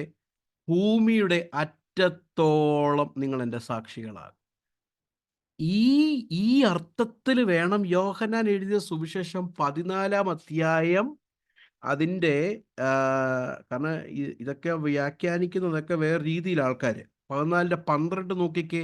14:12 ഈ അർത്ഥത്തിൽ നമ്മൾ അപ്പോസ്തല പ്രവൃത്തിയിൽ വായിച്ച ആ വാക്യത്തിന്റെ അടിസ്ഥാനത്തിൽ വേണം 14:12 വ്യാഖ്യാനിക്കാൻ. 14:12 ഒന്ന് നോക്കിക്കേ, വായിച്ചു. ആമേൻ ആമേൻ, ഞാൻ നിങ്ങളോട് പറയുന്നു, ഞാൻ ചെയ്യുന്ന പ്രവൃത്തി എന്നിൽ വിശ്വസിക്കുന്നവനും ചെയ്യും. ഞാൻ പിതാവിന്റെ അടുക്കൽ പോകുന്നത് കൊണ്ട് അതിൽ വലിയതും അവൻ ചെയ്യും. അതിൽ വലിയതും ചെയ്യും എന്ന് പറയുമ്പോൾ ആൾക്കാർ വ്യാഖ്യാനിക്കുന്നത് അറിയോ? യേശു 3 പേരെ ഉയർപ്പിച്ചു, ഞങ്ങൾ 6 പേരെ ഉയർപ്പിക്കും. കാരണം അതിൽ വലുത് ചെയ്യുന്നില്ലേ? ആ ഒരു അർത്ഥത്തിലല്ല അവിടെ കൊടുത്തിരിക്കുന്നത്. യേശു ചെയ്തതിനേക്കാൾ വലുത് ചെയ്യുമെന്ന് പറഞ്ഞാൽ, യേശുവിൻ്റെ 3.5 കൊല്ലം മിനിസ്ട്രി ആ ഇസ്രായേൽ ഭാഗത്ത് മാത്രം താൻ ശുശ്രൂഷ ചെയ്തപ്പോൾ, യേശു പോയതിന് ശേഷം പരിശുദ്ധാത്മാവിനെ അയച്ച് ശിഷ്യന്മാരിൽ കൂടെ യേശു ചെയ്തതിനേക്കാൾ വലുത് എന്ന് പറയുന്നത് കാര്യങ്ങളിലുള്ള വലിപ്പമല്ല, സ്ഥലത്തിൻ്റെ, ജോഗ്രഫിക്കൽ, ഭൂമിയുടെ അറ്റത്തോളം നിങ്ങൾ എൻ്റെ സാക്ഷികളായിത്തീരും. You will go the remotest place of the earth. ഇതാണ് പ്രിയരെ ദൈവസഭയ്ക്ക് കൊടുത്ത മാൻഡേറ്റ്. അല്ലാതെ വാഴാനുള്ള മാൻഡേറ്റ് അല്ല, ഡൊമേനിയൻ ചെയ്യാനുള്ള മാൻഡേറ്റ് അല്ല. ആ അപ്പോസ്തല പ്രവൃത്തിയുടെ പുസ്തകം നമ്മൾ ഇപ്പോൾ വായിച്ചു നിർത്തിയ ആ വാക്യത്തിലേക്ക് ഒന്നുകൂടെ ഞാൻ നിങ്ങളുടെ ശ്രദ്ധ ഒന്ന് കൊണ്ടുവരാൻ ആഗ്രഹിക്കുന്നു. അതിൻ്റെ 8-ാമത്തെ വാക്യം, 7-8 ഒന്നുകൂടെ നോക്കാം. അവൻ അവരോട്, പിതാവ് തൻ്റെ സ്വന്തം അധികാരത്തിൽ വെച്ചിട്ടുള്ള കാലങ്ങളെയോ സമയങ്ങളെയോ അറിയുന്നത് നിങ്ങൾക്കുള്ളതല്ല. That is not for yours. നിങ്ങൾക്കുള്ളത് എന്താ? ഇപ്പം 8, എന്നാൽ പരിശുദ്ധാത്മാവ് നിങ്ങളുടെ മേൽ വരുമ്പോൾ നിങ്ങൾ ശക്തി ലഭിച്ചിട്ട് യെരുശലേമിലും യഹൂദിയയിലും എല്ലായിടത്തും ശമര്യയിലും ഭൂമിയുടെ അറ്റത്തോളം നിങ്ങൾ അങ്ങ് അടക്കി വാഴുന്നാണോ പറഞ്ഞിരിക്കുന്നത്? നിങ്ങൾ യെരുശലേമിനെ അങ്ങ് വെട്ടിപ്പിടിക്കുന്നാണോ പറഞ്ഞിരിക്കുന്നത്? അല്ല. നോക്കിക്കേ, യഹൂദയെ വെട്ടിപ്പിടിക്കുന്നാണോ? അല്ല. ശമരിയ എല്ലാം അങ്ങ് നിങ്ങൾ അങ്ങ് നേടും കേട്ടോ. അതല്ല കർത്താവ് പറഞ്ഞത്. ശമരിയ എല്ലാം നേടാൻ പറ്റത്തില്ല, യെരുശലേമിനെ എല്ലാം നേടാൻ പറ്റത്തില്ല. ഭൂമിയുടെ അറ്റത്തോളം നിങ്ങൾ ചെന്നാലും ഭൂമിയുടെ അറ്റത്തെ എല്ലാം വെട്ടിപ്പിടിക്കാൻ പറ്റത്തില്ല. പക്ഷെ ഇപ്പൊ പറയുന്നത് എങ്ങനെ അറിയാം? ഇന്ത്യ ഇപ്പൊ നമ്മൾ വെട്ടിപ്പിടിക്കുന്ന, ഇന്ത്യ മുഴുവനും നമ്മളിപ്പോൾ അങ്ങോട്ട് വെട്ടിപ്പിടിക്കാൻ പോവാന്ന്. യേശു അങ്ങനെ പറയുന്നില്ല. ഭൂമിയുടെ അറ്റത്തോളം നിങ്ങൾ ചെല്ലും, അത് സത്യം. അന്നത്തെ കാലത്തിലുള്ള ഭൂമിയുടെ അറ്റം എന്ന് പറയുമ്പോൾ ചിലപ്പോൾ റോമൻ ഗവൺമെന്റ് ആയിരിക്കാം. നമുക്കറിയാം പൗലോസിന്റെ മിഷണറി യാത്ര ആ റോമിലേക്ക് വരാം, റോമൻ എൻറ്റയർ ഗവൺമെന്റിലേക്ക് ആ സുവിശേഷം അന്നത്തെ കാലഘട്ടത്തിൽ റിമോട്ടസ്റ്റ് പ്ലേസ്. പക്ഷെ അതിനേക്കാൾ ആഴമായി ഇപ്പോൾ സുവിശേഷീകരണം ചെന്നെത്തുന്നുണ്ട്. കാര്യം പിടികിട്ടുന്നുണ്ടോ? അപ്പം ഇവിടെ ആ സ്ഥലങ്ങളെ എല്ലാം ഡൊമേനിയൻ ചെയ്ത് കീഴ്പ്പെടുത്തു എന്നല്ല കർത്താവ് പറഞ്ഞത്. അതല്ല നിങ്ങളുടെ ശുശ്രൂഷ. നിങ്ങൾ ചെല്ലും, നേരത്തെ പറഞ്ഞ മാൻഡേറ്റ്, നിങ്ങൾ സുവിശേഷം പ്രസംഗിക്കും, വിശ്വസിക്കുന്നവർ മാനസാന്തരപ്പെട്ട് സ്നാനമേറ്റ് യേശുവിൻ്റെ ശിഷ്യന്മാരായിത്തീരും. ഇത് ദൈവമക്കൾ നല്ലപോലെ മനസ്സിലാക്കണം. അപ്പോൾ ഇപ്പോൾ ഇന്ത്യ വെട്ടിപ്പിടിക്കാൻ, ഇപ്പോൾ കേരളത്തെ മുഴുവനും വെട്ടിപ്പിടിക്കുക എന്നൊക്കെ പറയുമ്പോൾ ഇതിനെ സൂക്ഷിക്കണം. കാരണം ഈ പുള്ളി മറ്റേ ആളാ. അപ്പം ഒന്നാമത്, കർത്താവ് സഭയ്ക്ക് കൊടുത്ത ആ മാൻഡേറ്റ്, ആ കമ്മീഷനിൽ നിന്ന് തന്നെ ഇവരെന്ത് ചെയ്തു? വ്യതിചലിച്ചു, ഡീവിയേറ്റ് ചെയ്തു. ഇപ്പൊ എന്തുവായി? ഇപ്പൊ വെട്ടിപ്പിടിക്കുക എന്നുള്ള മാൻഡേറ്റായി. വേറെ ഗവൺമെന്റിനെ വെട്ടിപ്പിടിക്കുക, അതിനെ കൈക്കലാക്കുക, ഡൊമൈനിയനാക്കുക. അപ്പം സുവിശേഷി പ്രസംഗം, അതുകൊണ്ടാണ് പറഞ്ഞത് പ്രസംഗിക്കേണ്ട. എന്തിനാ പ്രസംഗിക്കുന്നത്? പ്രസംഗം വേണ്ട, സാന്നിധ്യം മാത്രം മതി. പ്രസംഗം വേണ്ട.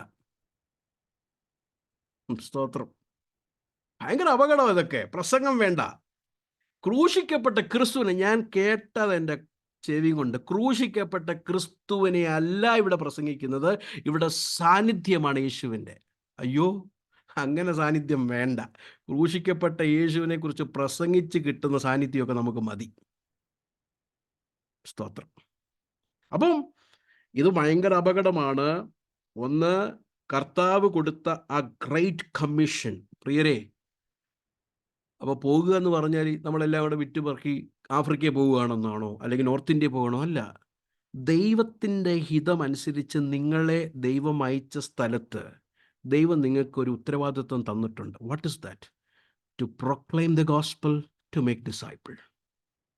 ഇത് പാസ്റ്ററിൻ്റെ ഒരു ഡ്യൂട്ടി മാത്രമല്ല, രക്ഷിക്കപ്പെട്ട യേശുവിൻ്റെ ശിഷ്യനായ എല്ലാ ദൈവമക്കളുടെയും ഡ്യൂട്ടിയായത്. It is my duty, it is our duty. സ്തോത്രം. രണ്ടാമത്തെ ഞാൻ എൻ്റെ പഠനത്തിൽ എനിക്ക് മനസ്സിലായി ഇവരുടെ ഡീവിയേഷൻ, അതായത് വ്യതിചലിച്ചു പോകുന്ന രണ്ടാമത്തെ കാര്യം, പുതിയ നിയമത്തിൻ്റെ സെൻട്രൽ ടീച്ചിങ് എന്താണെന്നറിയാമോ? ക്രൈസ്റ്റ് ലൈക്നെസ്, ക്രിസ്തുവിനെ പോലെയാകുക. ഇത് ആദ്യം പറഞ്ഞ ഗ്രേറ്റ് കമ്മീഷനുമായിട്ട് കണക്ഷൻ ഉണ്ട് കേട്ടോ. ഞാൻ പറഞ്ഞല്ലോ, സുവിശേഷം പ്രസംഗിക്കുന്നത് എന്തിനാ? ശിഷ്യനാക്കാനാ. Why we preach gospel? To make disciple. അതാണ് ഏറ്റവും അൾട്ടിമേറ്റ് ഗോൾ. അപ്പൊ ഡിസൈപ്പിൾ എന്ന് പറഞ്ഞാൽ എന്തുവാ? ഡിസൈപ്പിൾ എന്ന് പറഞ്ഞാൽ സ്റ്റുഡൻറ്. യേശുവിൻ്റെ പിന്നാലെ ചെന്ന് ജീസസിനെ പോലെ എവരിഡേ, എല്ലാ ദിവസവും ജീസസിനെ പോലെ ആയിക്കൊണ്ടിരിക്കുന്ന വ്യക്തിയാണ് ശിഷ്യൻ. ജീസസിൻ്റെ ലൈഫും ജീസസ് പഠിപ്പിച്ചതും കൂടെ കണ്ട് ആത്മാവിനോട് പ്രാർത്ഥിച്ച് ആത്മാവിനോട് പറയുകയാണ്, എനിക്ക് അതുപോലെ ജീവിക്കണം, I want to live like Jesus. അങ്ങനെ ജീവിക്കുന്ന വ്യക്തിയാണ് ആരും? ശിഷ്യൻ. രണ്ടാമത്തെ ഇവര് പോകുന്ന ആ ഡീവിയേഷൻ എന്ന് പറയുന്നത് ക്രൈസ്റ്റ് ലൈക്നെസ്, ക്രിസ്തുവിനെ പോലെ ആകുക എന്നുള്ള ആ ഒരു പരമപ്രധാനമായിരിക്കുന്ന പുതിയ നിയമത്തിൻ്റെ ഉപദേശത്തിൽ നിന്ന് വ്യതിചലിക്കുന്നതായിട്ട് രണ്ടാമത്തെ വിഷയം നമുക്ക് കാണാൻ കഴിയും. നമുക്ക് വളരെ പരിചയമുള്ള വാക്യമാണ്. അത് സാക്ഷ്യങ്ങളിലൊക്കെ നമ്മൾ പലരും പ്രാർത്ഥിക്കുന്നതൊക്കെ കേൾക്കാം. റോമാലേഖനം 8-ാം അധ്യായം അതിൻ്റെ 28-ാമത്തെ വാക്യം. എന്നാൽ ദൈവത്തെ സ്നേഹിക്കുന്നവർക്ക് നിർണയപ്രകാരം വിളിക്കപ്പെട്ടവർക്ക് തന്നെ സകലവും നന്മയ്ക്കായി കൂടി വ്യാപരിക്കുന്നു എന്ന് നാം അറിയുന്നു. പക്ഷെ നമ്മുടെ പ്രശ്നം, നമ്മൾ അവിടെ അങ്ങ് ഫുൾ സ്റ്റോപ്പ് ഇടും, താഴോട്ട് വായിക്കത്തില്ല. എന്താ ഈ നന്മ? What is the good? എന്താ ഈ നന്മ? അതിൻ്റെ 29-ാമത്തെ വാക്യം, അവൻ മുന്നറിഞ്ഞവരെ തൻ്റെ പുത്രൻ അനേക സഹോദരന്മാരിൽ ആദ്യജാതൻ ആകേണ്ടതിനും അവൻ്റെ സ്വരൂപത്തോട് അനുരൂപരാകുവാൻ. That is the good. അപ്പോൾ ജീവിതത്തിൽ സകല കാര്യവും ഗുഡല്ല. ജീവിതത്തിൽ it is not a bed of roses, it is a mixed bag. ജീവിതത്തിൽ ഗുഡ്നെസ് ഉണ്ട്, സന്തോഷമുണ്ട്, ദുഃഖമുണ്ട്, വേദനയുണ്ട്, പ്രയാസമുണ്ട്. It's a mixed bag. പക്ഷെ ഈ മിക്സ്ഡ് ബാഗിൽ God is working for something good. എന്താ ഗുഡ്? തൻ്റെ പുത്രൻ്റെ സ്വരൂപത്തോട് നാം അനുരൂപരായിത്തീരുക. Becoming like Christ. പുതിയ നിയമത്തിൽ എനിക്ക് ഈ ലേഖനങ്ങളിൽ പ്രത്യേകിച്ച് ഓരോരോ വാക്യങ്ങൾ എടുത്ത് നിങ്ങളെ ഒന്ന് കാണിക്കണമെന്നുണ്ട്, പക്ഷെ നമ്മുടെ മുമ്പിൽ സമയമില്ല. പുതിയ നിയമത്തിൻ്റെ സെൻട്രൽ ആയിരിക്കുന്ന ടീച്ചിങ് ആണ് ക്രൈസ്റ്റ് ലൈക്ക്നെസ്. എന്നാൽ ഈ ഉപദേശം ചെയ്യുന്ന രണ്ടാമത്തെ വലിയ ഒരു ഒരു ഒരു ട്വിസ്റ്റ്, ഒരു ഡീവിയേഷൻ എന്ന് പറയുന്നത് ക്രൈസ്റ്റ് ലൈക്ക്നെസ്സിലേക്ക് നമ്മളെ കൊണ്ടുവരുന്നില്ല. Does not bring us to Christ likeness. Focus എന്താണെന്നറിയാമോ? എന്താ ക്രൈസ്റ്റ് ലൈക്ക്നെസ്സിലേക്ക് വരുത്തില്ല എന്ന് ഞാൻ പറയാൻ കാരണം, ഫോക്കസ് എന്തുവാ? ഫോക്കസ് ഇവിടെ ഡൊമേനിയനാണ്. ഡൊമേനിയൻ. സ്തോത്രം. ഈ കൂട്ടത്തിലുള്ള ഒരു വ്യക്തി കഴിഞ്ഞ ദിവസം പ്രസംഗിച്ചത്, നമ്മൾ രോഗസൗഖ്യം ഓൾറെഡി കഴിഞ്ഞു, വിടുതൽ ഓൾറെഡി കഴിഞ്ഞു, യേശുക്രിസ്തുവിനെ പോലാകുന്നത് അതും കഴിഞ്ഞു, ഇനി ഉള്ളത് അടുത്ത തലമാണ് ആരാധനയുടെ തലം. ആരാധന എന്തോന്ന് അറിയത്തില്ല, പ്രസംഗം എന്തോന്ന് അറിയത്തില്ല, യേശുക്രിസ്തുവിനെ പോലെ ആകുക എന്നും അറിയത്തില്ല. അപ്പം ഞാൻ പറഞ്ഞ വിഷയം, യേശുക്രിസ്തുവിനെ പോലെ ആകുക എന്നുള്ളത് അതൊരു വലിയ സംഭവമല്ല ഇവർക്ക്. എന്നൊരു കാര്യം മറന്നുപോയി, ജീസസിനെ പോലെ ആകുക എന്നുള്ളതാണ് പുതിയ നിയമത്തിൻ്റെ സെൻട്രൽ തീം. ആ വിഷയത്തെ എടുത്തു കഴിഞ്ഞാൽ എന്താ പിന്നെ ഉള്ളത്?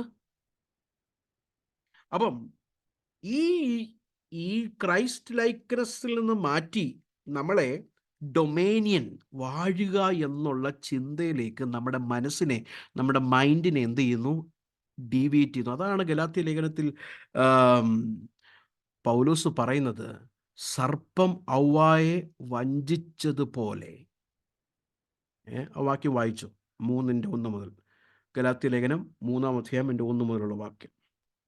ആ ബുദ്ധിയില്ലാത്ത ഗലാത്യരെ, യേശുക്രിസ്തു ക്രൂശിക്കപ്പെട്ടവനായി നിങ്ങളുടെ കണ്ണിന് മുമ്പിൽ വരച്ചു കിട്ടിയിരിക്കെ നിങ്ങളെ ക്ഷുദ്രം ചെയ്ത് മയക്കിയത് ആർ? അടുത്തത്, ഞാൻ ഇതൊന്നു മാത്രം നിങ്ങളോട് ഗ്രഹിപ്പാൻ ഇച്ഛിക്കുന്നു, നിങ്ങൾക്ക്. ഓക്കെ, ആ വാക്യം കൊരിന്ത്യ ലേഖനത്തിൽ ആണ് ഞാൻ പറഞ്ഞ ആ വാക്യമുള്ളത്. കൊരിന്ത്യർക്ക് എഴുതിയ ലേഖനം, സർപ്പം ഹവ്വായെ ഉപായത്താൽ ഒരു വാക്യം ഒന്ന് പറഞ്ഞോട്ട്, ചില അറിയാത്തവരുണ്ടെങ്കിൽ 2 കൊരിന്ത്യർ 11-ാം അധ്യായം അതിൻ്റെ 1 മുതലുള്ള വാക്യം. അതെ, 3 മുതലോട്ട് വാക്യം വെച്ചു, 3 തൊട്ട്. യെസ്. എന്നാൽ സർപ്പം ഹവ്വായെ ഉപായത്താൽ ചതിച്ചതുപോലെ നിങ്ങളുടെ മനസ്സ് ക്രിസ്തുവിനോടുള്ള ഏകാഗ്രതയും നിർമ്മലതയും വിട്ട് വഷളായി പോകുമോ എന്ന് ഞാൻ ഭയപ്പെടുന്നു. അപ്പൊ നിങ്ങളുടെ മനസ്സ് ക്രിസ്തുവിൽ നിന്ന്, ആ ഏകാഗ്രതയിൽ നിന്ന്, ആ ഡിവോഷനിൽ നിന്ന് നിങ്ങളെ നീക്കിക്കളയുക. അതാണ് പിശാചിൻ്റെ അന്നും ഇന്നും എപ്പോഴത്തെയും തന്ത്രം. അത് തന്നെയാണ്. പലരും പറയാറുണ്ട്, പിശാച് നിൻ്റെ സമ്പത്തിൻ്റെ എതിരാണ്, നിൻ്റെ പണത്തിൻ്റെ എതിരാണ്, നിൻ്റെ കുഞ്ഞിൻ്റെ പഠിത്തത്തിൻ്റെ എതിരാണ്. ഇതൊന്നും പിശാച് വേണമെങ്കിൽ ഇച്ചിരി സമ്പത്ത് തരത്തേ ഉള്ളൂ നമ്മുടെ ഏകാഗ്രത പോകാൻ. അപ്പോൾ പിശാച് സമ്പത്തിൻ്റെയോ നമ്മുടെ കുഞ്ഞുങ്ങളുടെ പഠിത്തത്തിൻ്റെയോ ഒന്നും എതിരൊന്നുമല്ല. പിശാച് എതിരായിരിക്കുന്നത് നമ്മുടെ ഡിവോഷൻ ടുവേർഡ്സ് ക്രൈസ്റ്റ്, ക്രിസ്തുവിനോടുള്ള നമ്മുടെ ആ ധ്യാനം, നമ്മുടെ ആ ഡിവോഷൻ, നമ്മുടെ ആ ഡിവോട്ടഡ് ലൈഫ്, അതിൽ നിന്നൊന്ന് നീക്കി ഇവർ പഠിപ്പിക്കുന്നത് ഡൊമേനിയൻ വാഴണം. നീ ആ ദേശത്ത് പോയാൽ ആ ദേശത്തിൻ്റെ പൈശാചിക ശക്തിയെ അടക്കി വാഴ്ന്ന് നീ എന്നിട്ട് യേശുവിൻ്റെ നാമത്തിൽ നീ ഒരു വിജയം കൽപ്പിച്ച് അവിടെ സഭ അങ്ങ് സ്ഥാപിച്ച് അനേകരെ കൊണ്ടുവരണം. ഇവൻ്റെ ഫോക്കസ് മിഷനായിപ്പോയി, ഇവൻ്റെ ഫോക്കസ് വാഴുന്നതായിപ്പോയി. ക്രൈസ്റ്റ് ലൈക്ക്നെസ് അല്ല. അതാണ് അവരെ ഇങ്ങനെയുള്ളവരെ കുറിച്ചാണ് കർത്താവ് പറഞ്ഞത്. അന്നാളിൽ അനേകർ എൻ്റെ അടുക്കൽ വന്നിട്ട് പറയും, നിന്റെ നാമത്തിൽ ഞങ്ങൾ പ്രവചിച്ചു, നിന്റെ നാമത്തിൽ അത്ഭുതങ്ങൾ ചെയ്തു, എല്ലാം ചെയ്തു. കർത്താവ് പറയും, ഐ നെവർ ന്യൂ യു. കർത്താവിൻ്റെ നാമത്തിലാണ് ഇതെല്ലാം ചെയ്തത്. എല്ലാം കർത്താവിൻ്റെ നാമത്തിലാണ് ചെയ്തതെങ്കിലും കർത്താവിൻ്റെ ഹിതത്തിലല്ല ചെയ്തത്. അതാണ് വ്യത്യാസം. യേശുവിൻ്റെ നാമത്തിൽ ചെയ്യുന്നതല്ല വലിയ കാര്യം, പിതാവിൻ്റെ ഇഷ്ടമാണോ നാം ചെയ്തതെന്നാണ് ആ ദിവസം അന്വേഷിക്കാൻ പോകുന്നത്. സ്തോത്രം. യേശുവിൻ്റെ നാമത്തിൽ ഒത്തിരി കാര്യം നമ്മളെല്ലാം ചെയ്യുന്നുണ്ട്. പക്ഷേ are we doing the desire will of the father? അപ്പോൾ രണ്ടാമത്തെ വിഷയം, ഈ പഠിപ്പിക്കലിൻ്റെ, ഈ മൂവ്മെൻറ്റിൻ്റെ രണ്ടാമത്തെ അപകടം ഞാൻ കാണുന്ന ഇതാണ്, ക്രൈസ്റ്റ് ലൈക്നെസ് എന്ന് മാറുക. അടുത്ത ചില വാക്യങ്ങളൊക്കെ ഉള്ളത് എഴുതുന്നവർ 1 പത്രോസ് 2:21, 1 യോഹന്നാൻ 2:6, 1 പത്രോസ് 2:21, 1 യോഹന്നാൻ 2:6. ഈ വാക്യങ്ങളെല്ലാം ആ ക്രൈസ്റ്റ് ലൈക്നെസ്സിലേക്ക് നാം വരേണ്ട കാര്യങ്ങളുള്ള വാക്യങ്ങളാണ്. അനേക വാക്യങ്ങൾ തുടർമാനമായി ന്യൂ ടെസ്റ്റ്മെൻറ്റിൽ നമുക്ക് ക്രൈസ്റ്റ് ലൈക്നെസ് ആണ് നമുക്ക് കാണാൻ കഴിയുന്നത്. മൂന്നാമത്തെ വിഷയം, ഞാൻ എൻ്റെ എളിയ പഠനത്തിൽ എനിക്ക് മനസ്സിലായ വിഷയം, ഈ പഠിപ്പിക്കുന്ന ഈ മൂവ്മെൻ്റ് ഉള്ള ഈ വ്യക്തികളുടെ ക്രിസ്തു വളരെ ബലഹീനനാണ്. ബൈബിളിൻ്റെ ക്രിസ്തു അല്ല കേട്ടോ, ഒരിക്കലേ അല്ല. ഇവരുടെ ക്രിസ്തു എന്താ ബലഹീനത ഞാൻ ചിന്തിക്കുന്നു അറിയാമോ?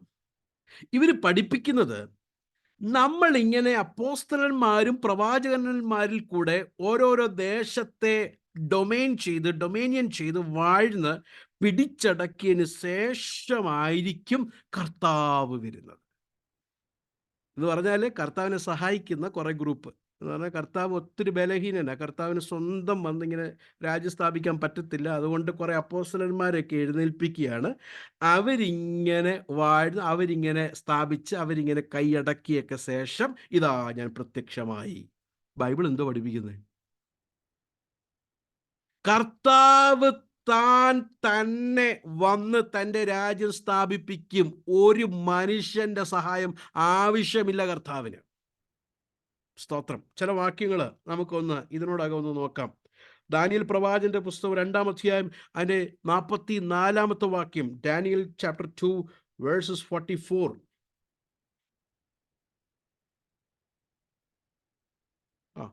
വായിച്ചു. ഈ രാജാക്കന്മാരുടെ കാലത്ത് സ്വർഗസ്ഥനായ ദൈവം ഒരു നാളും നശിച്ചു പോകാത്ത ഒരു രാജ്യത്വം സ്ഥാപിക്കും. ആ രാജ്യത്വം വേറെ ഒരു ജാതിക്ക് ഏൽപ്പിക്കപ്പെടുകയില്ല.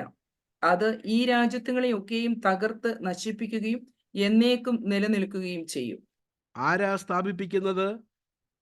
രാജാവ് തന്നെ, രാജാതിരാജൻ തന്നെയാണ് അത് എസ്റ്റാബ്ലിഷ് ചെയ്യാൻ പോകുന്നത്. അല്ലാതെ കുറെ പേര് രാജ്യമൊക്കെ ഇങ്ങനെ ഉണ്ടാക്കി വന്നിട്ട് സ്ഥാപിക്കുന്നതല്ല. He will establish his kingdom. അനേക വാക്യങ്ങളുണ്ട്. ഒരു വാക്യോട് വായിക്കാം. യെശയ്യാ പ്രവാചകന്റെ പുസ്തകം 9-ാം അധ്യായം അതിൻ്റെ 6-ഉം 7-ഉം വാക്യം നമുക്ക് പരിചയമുള്ള വാക്യമാണ്. 7-ാം അധ്യായത്തിന്റെ അവസാനത്തെ കാര്യം കൊണ്ടൊന്ന് വായിച്ചാട്ടെ. നമുക്കൊരു ശിശു ജനിച്ചിരിക്കുന്നു, നമുക്കൊരു മകൻ നൽകപ്പെട്ടിരിക്കുന്നു. ആധിപത്യം അവന്റെ തോളിൽ ഇരിക്കും. അവന് അത്ഭുതമന്ത്രി, വീരനാം ദൈവം, നിത്യപിതാവ്, സമാധാന പ്രഭു എന്ന് വിളിക്കപ്പെടും. അവന്റെ ആധിപത്യത്തിന്റെ വർധനയ്ക്കും സമാധാനത്തിനും അവസാനം ഉണ്ടാകയില്ല. ദാവീദിന്റെ സിംഹാസനത്തിലും അവന്റെ രാജ്യത്വത്തിലും ഇന്നു മുതൽ എന്നേക്കും അവൻ അതിനെ ന്യായത്തോടും നീതിയോടും കൂടെ സ്ഥാപിച്ച് നിലനിർത്തും. ആര് നിലനിർത്തുന്ന? God will do that. വേറൊരു മനുഷ്യന്റെ സഹായത്തിൽ. ആ 6-ാം വാക്യത്തിന്റെ വെളിച്ചത്തിലൊക്കെ നമുക്കറിയാം ക്രിസ്തുവിനോടുള്ള ബന്ധത്തിലുള്ള കാര്യമാണ് അവിടെ പറയുന്നത്. ക്രിസ്തുവിനെ കുറിച്ചുള്ള ആ ഒരു വെളിപ്പാടാണ് യെശയ്യാ അവിടെ പറയുന്നത്. അപ്പോൾ Christ himself will come and he will do it. നമ്മൾ വായിച്ച വാക്യം കേട്ടില്ലേ? അപ്പോസ്തല പ്രവൃത്തി പുസ്തകം 1-ാം അധ്യായം 6, 7, 8 അധ്യായങ്ങൾ നമ്മൾ വായിച്ചില്ലേ? വരാനുള്ള രാജ്യത്തെക്കുറിച്ച് സ്ഥാപിക്കുന്നതിനെക്കുറിച്ച് നിങ്ങൾ ചിന്തിക്കേണ്ട. അത് നിങ്ങളുടെ പദ്ധതിയല്ല. That is in God's hand. നിങ്ങൾ ചെയ്യേണ്ടത് ഇതാണ്. നിങ്ങൾ ചെയ്യേണ്ടത് അവന് വേണ്ടി രാജ്യത്തെ ഒരുക്കി അടക്കി വാഴ്ന്ന് ഒരുക്കുകയല്ല നിങ്ങളുടെ പദ്ധതി. നിങ്ങളുടെ പദ്ധതി ഭൂമിയുടെ അറ്റത്തോളം ചെന്ന് സുവിശേഷം അറിയിക്കുക, എൻ്റെ സാക്ഷികളാകുക. Christ will bring his kingdom according to his time. കർത്താവ് തൻ്റെ സമയമാകുമ്പോൾ തൻ്റെ രാജ്യം എന്ത് ചെയ്യും? സ്ഥാപിപ്പിക്കും. അതുകൊണ്ടാണ് ഞാൻ പറഞ്ഞത്, ഈ മൂവ്മെൻറ്റിൻ്റെ ക്രിസ്തു ബൈബിളിൻ്റെ ക്രിസ്തുവേ അല്ല. കാരണം ബൈബിളിൻ്റെ ക്രിസ്തുവിന് നമ്മുടെ ഹെൽപ്പിൻ്റെ ആവശ്യമില്ല.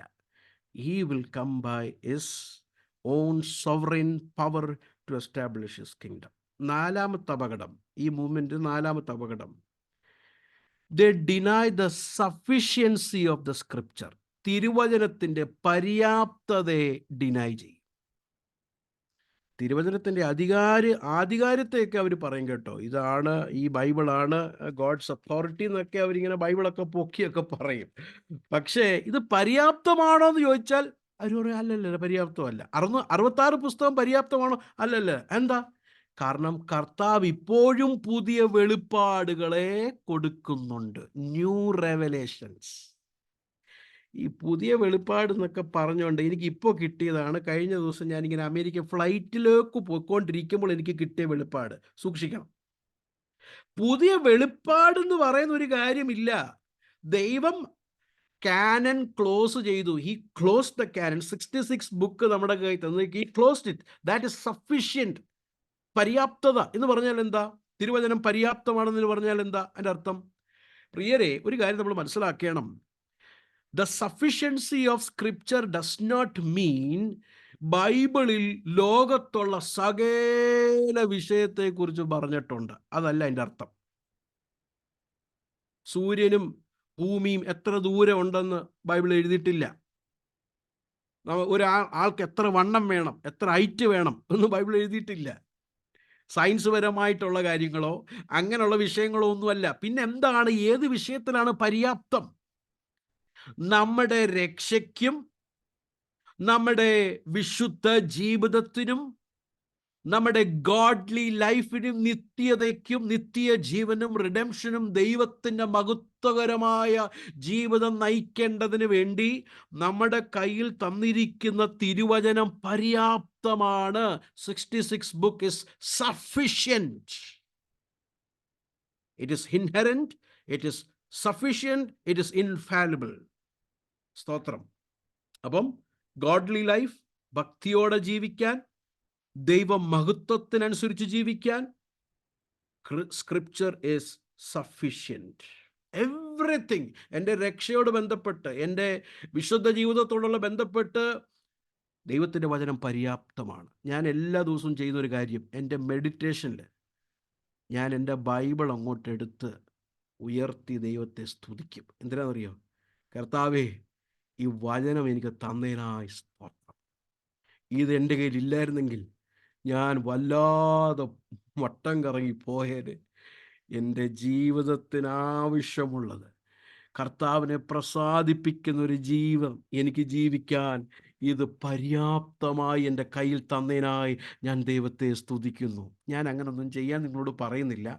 നിങ്ങൾക്കങ്ങനെ ചെയ്യാൻ തോന്നുവാണെങ്കിൽ നമുക്ക് ലഭിച്ച ഏറ്റവും വലിയ അനുഗ്രഹം, നമ്മുടെ രക്ഷ കഴിഞ്ഞിട്ട് നമുക്ക് ലഭിച്ച ഏറ്റവും വലിയ അനുഗ്രഹം ഈ തിരുവചനം നമുക്ക് കയ്യിൽ തന്നതാണ്. സ്തോത്രം. ഇനി ഒരു 100 വർഷം ഇതിൽ പഠിച്ചാലും മനസ്സിലാവത്തില്ല. ഇതിൽ 100 വർഷം പ്രസംഗിച്ചാലും തീരത്തില്ല. അത്ര ആഴവും മധുരവും ആണ് തിരുവചനം.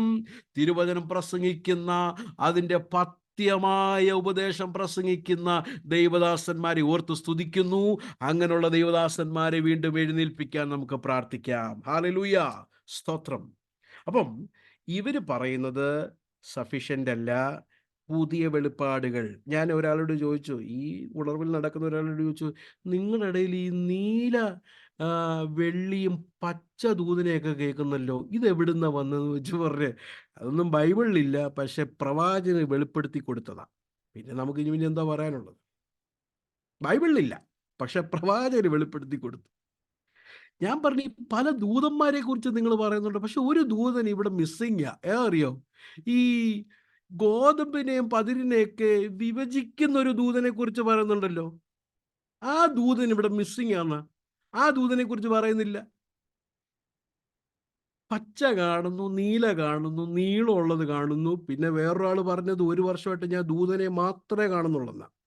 യേശുവിനെ കാണാൻ ആഗ്രഹമുണ്ട്, പക്ഷെ എന്ത് ചെയ്യാനാ, രാവിലെ എഴുന്നേൽക്കുമ്പോൾ ദൂതനെ കാണുന്നത്. സ്തോത്രം. ഇതൊന്നും വചനത്തിലില്ലാത്ത കാര്യമാണ്. പുതിയ ഉപദേശവുമായിട്ട് പുതിയ കാര്യങ്ങൾ പഠിപ്പിച്ചുകൊണ്ട് വരുന്നവരെ സൂക്ഷിക്കണം. സ്തോത്രം. പിന്നെന്താ ഉള്ളത് തിരുവചനത്തിൽ കൂടെ? ഉൾക്കാഴ്ചയാണ് നമുക്കുള്ളത്, ഇലുമിനേഷൻ. തിരുവചനം വായിക്കുമ്പോൾ ഓൾറെഡി വെളിപ്പെട്ട കാര്യം നമുക്ക് ഇലുമിനേറ്റ് ചെയ്ത് പരിശുദ്ധാത്മാവ് നൽകും. എപ്പോഴും മനസ്സിലാക്കണം, നമ്മൾ ഇന്ന് പഠിപ്പിക്കുന്ന ഏത് ഉപദേശവും എല്ലാ കാലത്തിലും എല്ലാ ദൈവമക്കൾക്കും ദൈവം ഓൾറെഡി വെളിപ്പെടുത്തി കൊടുത്തതാണ്. ട്രിനിറ്റി ആയിക്കൊള്ളട്ടെ, പരിശുദ്ധാത്മാവിനെ കുറിച്ച് ആയിക്കൊള്ളട്ടെ, യേശുക്രിസ്തുവിനെ കുറിച്ച് ആയിക്കൊള്ളട്ടെ, സ്നാനത്തെക്കുറിച്ച്, എല്ലാ വിഷയം ദൈവം ഓൾറെഡി എല്ലാ കാലത്തിലും ദൈവമക്കൾക്ക് വെളിപ്പെടുത്തി കൊടുത്തതാണ്. അല്ലാതെ ഈ പാസ്റ്റർ ആ പാസ്റ്റർ എന്തോ പുതുതായിട്ട് പഠിപ്പിക്കുന്നു അല്ല, ഓൾറെഡി ഈ തിരുവചനത്തിൽ കൂടെ ദൈവമക്കളെ പഠിപ്പിച്ചതാണ്. നമുക്ക് ആധാരം തിരുവചനമാണ്. ചില വാക്യങ്ങൾ ഈ സഫിഷ്യൻസി ഓഫ് ദ സ്ക്രിപ്ചറിൽ നിങ്ങൾ എഴുതിയെടുക്കുന്നതും ചിലരെ ഞാൻ കാണുന്നു. അവർക്ക് വേണ്ടി യാക്കോബിന്റെ ലേഖനം 1-ാം അധ്യായം 21 തൊട്ട് 25 വരെയുള്ള വാക്യങ്ങൾ, ജെയിംസ് ചാപ്റ്റർ 1 21-25, 2 തീമോത്തിയോസ് 3:16 തൊട്ട് 17 വരെയുള്ള വാക്യങ്ങൾ, 2 തീമോത്തിയോസ് 3:16 തൊട്ട് 17 വരെയുള്ള വാക്യങ്ങൾ, സങ്കീർത്തനം 19:7 തൊട്ട് 8 വരെയുള്ള വാക്യങ്ങൾ, സങ്കീർത്തനം 19:7 തൊട്ട് 8, എബ്രായ ലേഖനം 4:12, എബ്രായ ലേഖനം 4:12, 2 പത്രോസ് 1:3, 2 പത്രോസ് 1:3, അടുത്തത് റോമാലേഖനം 15:4.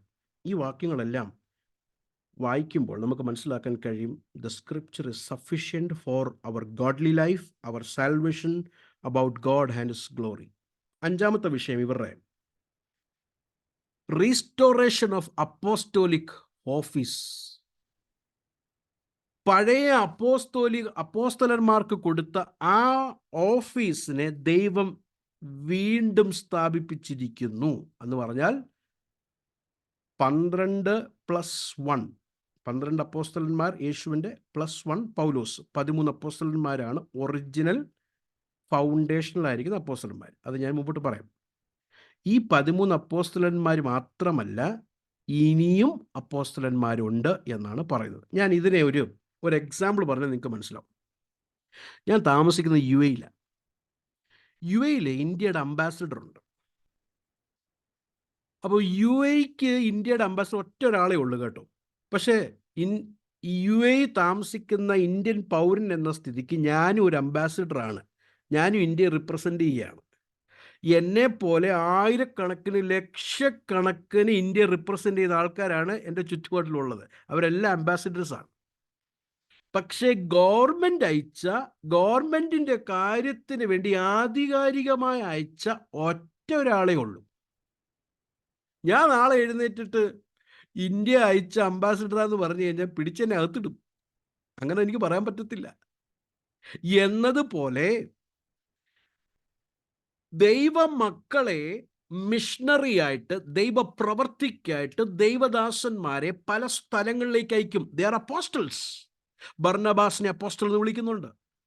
ഈ 12 പേരല്ലാതെ, പൗലോസ് അല്ലാതെ മറ്റ് ചില സഹോദരന്മാരെയൊക്കെ അപ്പോസ്റ്റൽസ് എന്ന് വിളിക്കുന്നുണ്ട്. അപ്പം രക്ഷിക്കപ്പെട്ട ദൈവമക്കളെ കർത്താവ് അയക്കുന്ന സ്ഥലങ്ങളിലേക്ക് ഗോഡ് സെൻഡ്, അതിൻ്റെ അർത്ഥം തന്നെ അതാണ്. ദൈവം അയച്ചിരിക്കുന്ന അപ്പോസ്റ്റൽസ് ഉണ്ട്. പക്ഷെ അത് ക്യാപിറ്റൽ എ അപ്പോസ്റ്റൽ അല്ല, സ്മോൾ എ അപ്പോസ്റ്റൽസ്.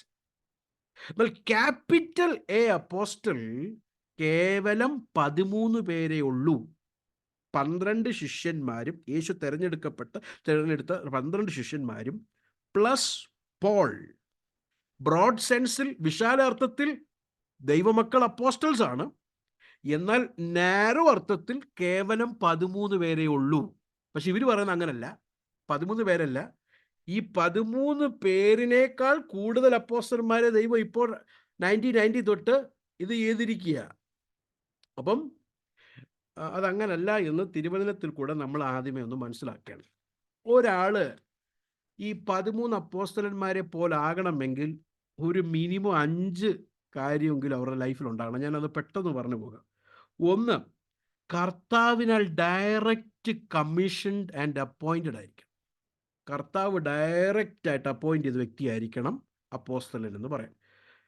വാക്യം വായിപ്പിക്കുന്നില്ല, നമുക്കറിയാം. ലൂക്കോസിന്റെ സുവിശേഷം 6:13 ശിഷ്യന്മാരിൽ എല്ലാവരെയും മുമ്പോട്ട് വിളിച്ചിട്ട് അവരിൽ നിന്ന് 12 പേരെ കർത്താവ് അപ്പോസ്തലന്മാരായി തെരഞ്ഞെടുത്തു എന്ന് നമുക്ക് കാണാൻ കഴിയും, അല്ലേ? എന്നാൽ ഗലാത്യയിലെ 1-ാം അധ്യായൻ്റെ 1-ാമത്തെ വാക്യം ഒന്ന് വായിച്ചു. കാരണം അത് വായിക്കേണ്ട ആവശ്യം, ബാക്കി 12 പേരെ കുറിച്ച് നമുക്ക് അത്ര ഡൗട്ടില്ല, കാരണം കർത്താവ് ഡയറക്റ്റ് തിരഞ്ഞെടുത്തതാണ്. എന്നാൽ ഗലാത്യയിലെ 1-ാം അധ്യായൻ്റെ 1-ാമത്തെ വാക്യം ഒന്ന് വായിച്ചേ. മനുഷ്യരിൽ നിന്നല്ല, മനുഷ്യനാലുമല്ല, യേശുക്രിസ്തുവിനാലും അവനെ മരിച്ചവരുടെ ഇടയിൽ നിന്ന് ഉയർപ്പിച്ച പിതാവായ ദൈവത്താലും അത്രേ അപ്പോസ്തലനായ പൗലോസ്. ആ നമ്മൾ ഈ ലേഖനത്തിൻ്റെ ആദ്യത്തെ വാക്യം വായിക്കുമ്പോഴേ മനസ്സിലാക്കി എന്തോ പ്രശ്നമുണ്ട് സഭയിൽ. കാരണം ആ ടോൺ അങ്ങനെ പോകുന്നത്.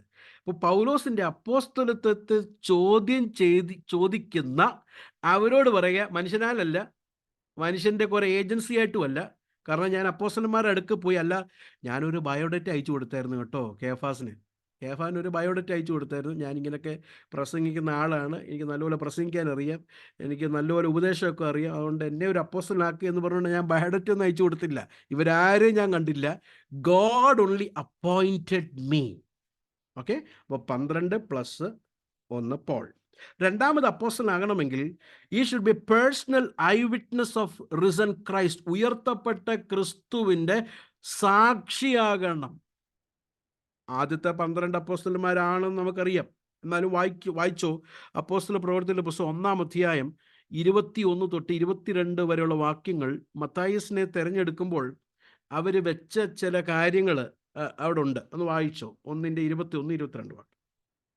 ആകയാൽ കർത്താവായ യേശു യോഹന്നാന്റെ സ്നാനം മുതൽ നമ്മെ വിട്ട് ആരോഹണം ചെയ്ത നാൾ വരെ നമ്മുടെ ഇടയിൽ സഞ്ചരിച്ചു പോന്ന കാലത്തെല്ലാം ഞങ്ങളോട് കൂടെ നടന്ന പുരുഷന്മാരിൽ ഒരുത്തൻ ഞങ്ങളോടുകൂടെ അവന്റെ പുനരുത്ഥാനത്തിന് സാക്ഷിയായി തീരണം. കണ്ടോ? അപ്പം അവർ വെച്ച എന്ത് പറയുന്നതിനും ആ കണ്ടീഷൻസ് കണ്ടോ? ഒരു അപ്പോസ്തലനെ തിരഞ്ഞെടുക്കണമെങ്കിൽ ഇങ്ങനെയൊക്കെ വേണം. അപ്പം കർത്താവിനോട് കൂടെ നടന്ന് ആ ഉയർപ്പിനെ കണ്ട ഐ വിറ്റ്നസ് ആയിരിക്കണം തിരഞ്ഞെടുക്കേണ്ടത്. അങ്ങനെ അവർ ചീട്ടിട്ട് തിരഞ്ഞെടുത്തു. മത്തായിസിനെ തിരഞ്ഞെടുത്തു, നമുക്ക് കാണാൻ കഴിയും. പൗലോസിന്റെ കാര്യം നോക്കിക്കേ. 1 കൊരിന്ത്യർക്ക് എഴുതിയ ലേഖനം 9:1, 15:7, 8 വാക്യങ്ങൾ വായിക്കേണ്ട ആവശ്യമില്ല, എന്നാൽ 9:1 വായിച്ചു. 1 കൊരിന്ത്യർ 9:1, 15:7, 8. ഞാൻ സ്വതന്ത്രൻ അല്ലയോ, ഞാൻ അപ്പോസ്തലൻ അല്ലയോ. I am apostle. ഈ 15:7, 8 വാക്യം വായിക്കുമ്പോൾ അവിടെ കർത്താവ് തനിക്ക് പ്രത്യക്ഷമായി എന്ന് നമുക്കവിടെ കാണാൻ കഴിയും. അപ്പോൾ personal eyewitness of risen Christ, അതാണ് രണ്ടാമത്തെ കണ്ടീഷൻ. മൂന്നാമത്, ഈ അപ്പോസ്തലന്മാർക്ക് മാത്രമാണ് പുതിയ നിയമം എഴുതാൻ കർത്താവ് അധികാരം കൊടുത്തത്. They are authors of scriptures. മർക്കോസ് ആണല്ലോ ബ്രദറെ എഴുതിയത്. അപ്പോൾ പിന്നെ എങ്ങനെ? മർക്കോസ് അപ്പോസ്തലനല്ലല്ലോ. മർക്കോസ് പത്രോസിൻ്റെ ശിഷ്യനായിരുന്നു. നിങ്ങൾക്ക് സമയമുള്ളപ്പോൾ കൊർന്നല്യോസിൻ്റെ ഭവനത്തിൽ പത്രോസ് പ്രസംഗിച്ച പ്രസംഗവും മർക്കോസിൻ്റെ സുവിശേഷത്തിൻ്റെ സ്ട്രക്ചറും കൂടെ ഒന്ന് നോക്കുമ്പോൾ മനസ്സിലാകും, മർക്കോസ് എക്സാക്ട്ലി പത്രോസ് പ്രസംഗിച്ച പ്രസംഗത്തിൻ്റെ സ്ട്രക്ചറാണ് മർക്കോസിൻ്റെ സുവിശേഷത്തിന് കൊടുത്തിരിക്കുന്നത്. അപ്പോൾ താൻ സുവിശേഷം എഴുതിയത് ആധികാരികതയോടെ പത്രോസിൽ നിന്ന് കേട്ടതാണ് എഴുതിയത്. ഓക്കെ, 2 പത്രോസ് 3:15-16 വാക്യങ്ങളെ നമ്മൾ ഒന്ന് വായിക്കുമ്പോൾ നമുക്കറിയാം ആ വാക്യം. പീറ്റർ അവിടെ പൗലോസിൻ്റെ ലേഖനങ്ങളെ തിരുവചനമായിട്ട് അക്നോളജ് ചെയ്യുന്നുണ്ട്. വായിച്ചു 3:15-16. അങ്ങനെ തന്നെ നമ്മുടെ പ്രിയ സഹോദരനായ പൗലോസും തനിക്ക് ലഭിച്ച ജ്ഞാനത്തിന് തക്കവണ്ണം നിങ്ങൾക്കും ഇതിനെക്കുറിച്ച് സംസാരിക്കുന്ന സകല ലേഖനങ്ങളിലും എഴുതിയിട്ടുണ്ടല്ലോ. അടുത്തത്, അവയിൽ ഗ്രഹിപ്പാൻ പ്രയാസമുള്ളത് ചിലതുണ്ട്. അറിവില്ലാത്തവരും അസ്ഥിരന്മാരുമായവർ ശേഷം തിരുവെഴുത്തുകളെ പോലെ അതും തങ്ങളുടെ നാശത്തിനായി കൂട്ടിക്കളയും. അവിടെ കമ്പയർ ചെയ്യുന്നത് കണ്ടോ പത്രോസ്? ശേഷം തിരുവെഴുത്തുകളെ പോലെ അതും എന്ന് പറഞ്ഞാൽ പൗലോസ് ചെയ്ത ലേഖനങ്ങൾ തൻ്റെ അഭിപ്രായമല്ല, അത് തിരുവെഴുത്തുകളാണ് എന്ന് പത്രോസ് അക്നോളജ് ചെയ്യുക. അപ്പം പുതിയ നിയമത്തെ എഴുതുവാൻ കൊടുത്തിരിക്കുന്ന അധികാരം കൊടുത്തിരിക്കുന്ന അപ്പോസ്തലന്മാർക്കാണ് നമുക്ക് മനസ്സിലാക്കാൻ കഴിയും. The authors of the scriptures, ഒരു വാക്കി പറഞ്ഞാൽ they are the foundation of the new testament. Christ is the corner stone, ക്രിസ്തു മൂലക്കല്ലും പ്രവാചകന്മാരിലും അപ്പോസ്തലന്മാരിലുമാണ് ദൈവത്തിൻ്റെ ഗ്രഹം പണിതിരിക്കുന്നത് എന്ന് മനസ്സിലാക്കുകയാണ്. ഓക്കെ, നാലാമത്തത്, they have authority over the church. സഭയുടെ മേൽ അധികാരം ഈ അപ്പോസ്തലന്മാർക്കുണ്ട്. അഞ്ചാമത്തെ വിഷയം, ദൈവത്തിൽ നിന്ന് ഡയറക്റ്റ് റെവലേഷൻ പ്രാപിച്ചവരാ. 12 പേര് നമുക്കറിയാം, കർത്താവിൻ്റെ കൂടെ നടന്ന് കർത്താവിൽ നിന്ന് പ്രാപിച്ചവരും. പൗലോസും അങ്ങനെ തന്നെയാണ് അല്ലേ?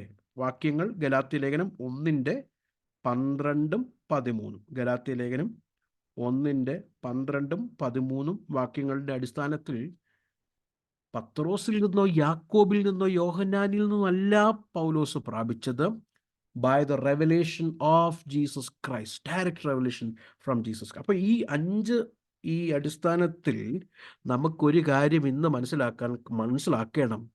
ഇന്ന് യൂട്യൂബിൽ, ഇന്ന് അപ്പോസ്റ്റലിനൊക്കെ ഭയങ്കര എളുപ്പമാണ്. ഒരു യൂട്യൂബ് ചാനൽ മതി, എന്നിട്ട് പേരിന് മുമ്പിൽ ഒരു അപ്പോസ്റ്റലിന് എഴുതിയാൽ മതി. അങ്ങനെ പറ്റത്തില്ല, അങ്ങനെ ആവാൻ പറ്റത്തില്ല. സ്തോത്രം. അപ്പം അപ്പോസ്തലനാകണമെങ്കിൽ ഇങ്ങനെയൊക്കെയുള്ള കാര്യങ്ങളൊക്കെ ഉണ്ട്. എന്നാൽ വിശാല അർത്ഥത്തിൽ all sent by God, all children sent by God, they are apostles. ആറാമത്തൊരു വിഷയം അതുകൊണ്ട് പറഞ്ഞിട്ട് നമുക്ക് പ്രാർത്ഥിക്കാം. ആറാമത്തെ വിഷയം, നിങ്ങൾ ഏറ്റവും കൂടുതൽ ഈ ദിവസങ്ങളിൽ കേൾക്കുന്ന ഒരു വിഷയമാണ് ഉണർവ്, റിവൈവൽ. പാസ്റ്റർ ഉണർവിൽ വിശ്വസിക്കുന്നുണ്ടോ? തീർച്ചയായിട്ടും. അത് 85 സങ്കീർത്തനം 6 വാക്യത്തിൻ്റെ അടിസ്ഥാനത്തിലുള്ള ഉണർവാണ് ഞാൻ വിശ്വസിക്കുന്നത്. എന്താ 85:6 അവിടെ കൊടുത്തിരിക്കുന്ന വാക്യം? എങ്ങനെയാണ് യഥാർത്ഥ ഉണർവിൽ നടക്കുന്ന കാര്യം? നിന്റെ ജനം നിന്നിൽ ആനന്ദിക്കേണ്ടതിന് നീ ഞങ്ങളെ വീണ്ടും ജീവിപ്പിക്കുകയില്ല. എന്തോ നല്ല വാക്യം, നിന്റെ ജനം. അപ്പൊ ഉണർവ് ആർക്കാ ആവശ്യം? നിന്റെ ജനത്തിന്. നിന്റെ ജനം. പലരും ചിന്തിക്കുന്നത് സുവിശേഷീകരണം നടന്നു, ആൾക്കാരൊക്കെ ഭയങ്കരമായിട്ട് വിടുതലൊക്കെ നടന്നു, സൗഖ്യം, അതാ ഉണർവ്. അല്ല, അത് ഉണർവ് നടന്നതിൻ്റെ പരിണിത ഫലമാണ്. ഉണർവ് എവിടെ നടക്കുന്നത്? നിന്റെ ജനം. നിന്റെ ജനം നിന്നിൽ ആനന്ദിക്കേണ്ടതിന്. അപ്പോൾ ഉണർവ് നടക്കുമ്പോൾ ആദ്യം ദൈവവുമായിട്ടുള്ള ഊഷ്മളമായ ബന്ധത്തിലേക്ക് നാം മടങ്ങി വരികയാണ്. ആ ബന്ധത്തിൽ എന്തോ സംഭവിച്ചു, അതുകൊണ്ടാണ് ഉണർവ് വേണ്ടത്. അപ്പോൾ നിന്നിൽ ആനന്ദിക്കേണ്ടതിന് നീ അവരെ എന്ന് പറഞ്ഞാൽ ഇതിന് സ്രോതസ്സാരാ? ഇത് ചെയ്യുന്നതാരാ? കർത്താവാ ചെയ്യുന്നത്. അല്ലാതെ എനിക്ക് പരിചയമുള്ള 10-25 പേരെ ഇങ്ങോട്ട് വിളിച്ചു കൂട്ടി പിന്നെ ഞാൻ പറയുന്നത് പോലെയൊക്കെ തുള്ളും. അപ്പോൾ വീഡിയോയിലൊക്കെ നോക്കുമ്പോൾ നമ്മൾ വിചാരിക്കും ഒത്തിരി പേരുണ്ടല്ലോ എന്ന്. പക്ഷെ അങ്ങനല്ല, ഇതിൻ്റെയൊക്കെ പുറകിലൊക്കെ ഒത്തിരി കളികളുണ്ട്, ഞാനിത് പറയുന്നില്ല. അപ്പം അങ്ങനല്ല ഇവിടെ നടക്കുന്ന ഉണർവ്. ഈ ഉണർവ് നടക്കുന്നതെന്ന് പറയുന്നത് കർത്താവാണ് ഇനിഷ്യേറ്റ് ചെയ്യുന്നത്. It is God's way, it's God's work. വീണ്ടും ജീവിപ്പിക്കുകയില്ലയോ? എൻ്റെ അർത്ഥം എന്തുവാ? ജീവൻ ഉണ്ടായിരുന്നു, ഇപ്പോൾ ജീവൻ ഇല്ലാത്ത അവസ്ഥയാണ്. മടങ്ങി ജീവനിലേക്ക് വരുന്ന അവസ്ഥയാണ് യഥാർത്ഥമായി ഉണർവ്. അതിൽ നടക്കുന്ന കാതലായ വിഷയം തിരുവചന വ്യാഖ്യാനമാണ്.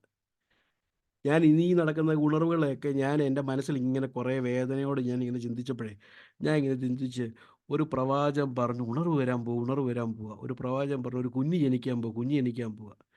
കുഞ്ഞ് ജനിച്ചപ്പോൾ എന്തു പറ്റുമെന്ന് അറിയാമോ? ഹൃദയമില്ല, ചത്ത കുഞ്ഞ. അപ്പോൾ ആൾക്കാരെല്ലാം കൂടെ പറഞ്ഞു, ഓ ചത്ത കുഞ്ഞാൽ എന്താ, കുഞ്ഞുണ്ടല്ലോ, നമുക്ക് കുഞ്ഞിനെ എടുത്ത് ആഘോഷിക്കാം. നിങ്ങൾക്ക് മനസ്സിലാകുന്നുണ്ടോ? ഉണർവുണ്ട്, പക്ഷെ ഉണർവിൻ്റെ അകത്ത് ഏറ്റവും കാതലായിരിക്കുന്ന വിഷയമാണ് തിരുവചന വ്യാഖ്യാനം. അതില്ല. തിരുവചനം എടുത്ത് വ്യാഖ്യാനിക്കുന്നില്ല. പിന്നെന്തുവാ? ഇവിടത്തേക്ക് അനുഭവം പറയുന്നത്, ഞാനിങ്ങനെ അമേരിക്ക ചെന്നപ്പോൾ അങ്ങനെ നടന്നു, പിന്നെ ആഫ്രിക്ക ചെന്നപ്പോൾ ഇങ്ങനെ നടന്നു, പിന്നെ ഇവിടെ പോയപ്പോൾ അങ്ങനെ ഒരു കാര്യം നടന്നു. ഇങ്ങനെയുള്ള കഥ കേൾക്കാൻ ആൾക്കാർ ഇരിക്കുന്നല്ലാതെ തിരുവചന വ്യാഖ്യാനമില്ല. യഥാർത്ഥ ഉണർവിൽ അതാണ് നടക്കുന്നത്. അപ്പോൾ ഇവിടെ ഈ മൂവ്മെൻ്റ് ഏറ്റവും കൂടുതൽ സ്പ്രെഡ് ചെയ്യുന്നൊരു കാര്യം ഉണർവ്. അന്ത്യകാലത്ത് ഉണർവ് നടക്കും, എൻഡ് ടൈംസിൽ ഉണർവ്. ഇവർ ചില വാക്യങ്ങളൊക്കെ എടുക്കും കേട്ടോ. അപ്പോസ്തല പ്രവൃത്തി 2:17 വേഗം ഒന്ന് വായിക്കാമോ? അപ്പോസ്തല പ്രവൃത്തി 2:17.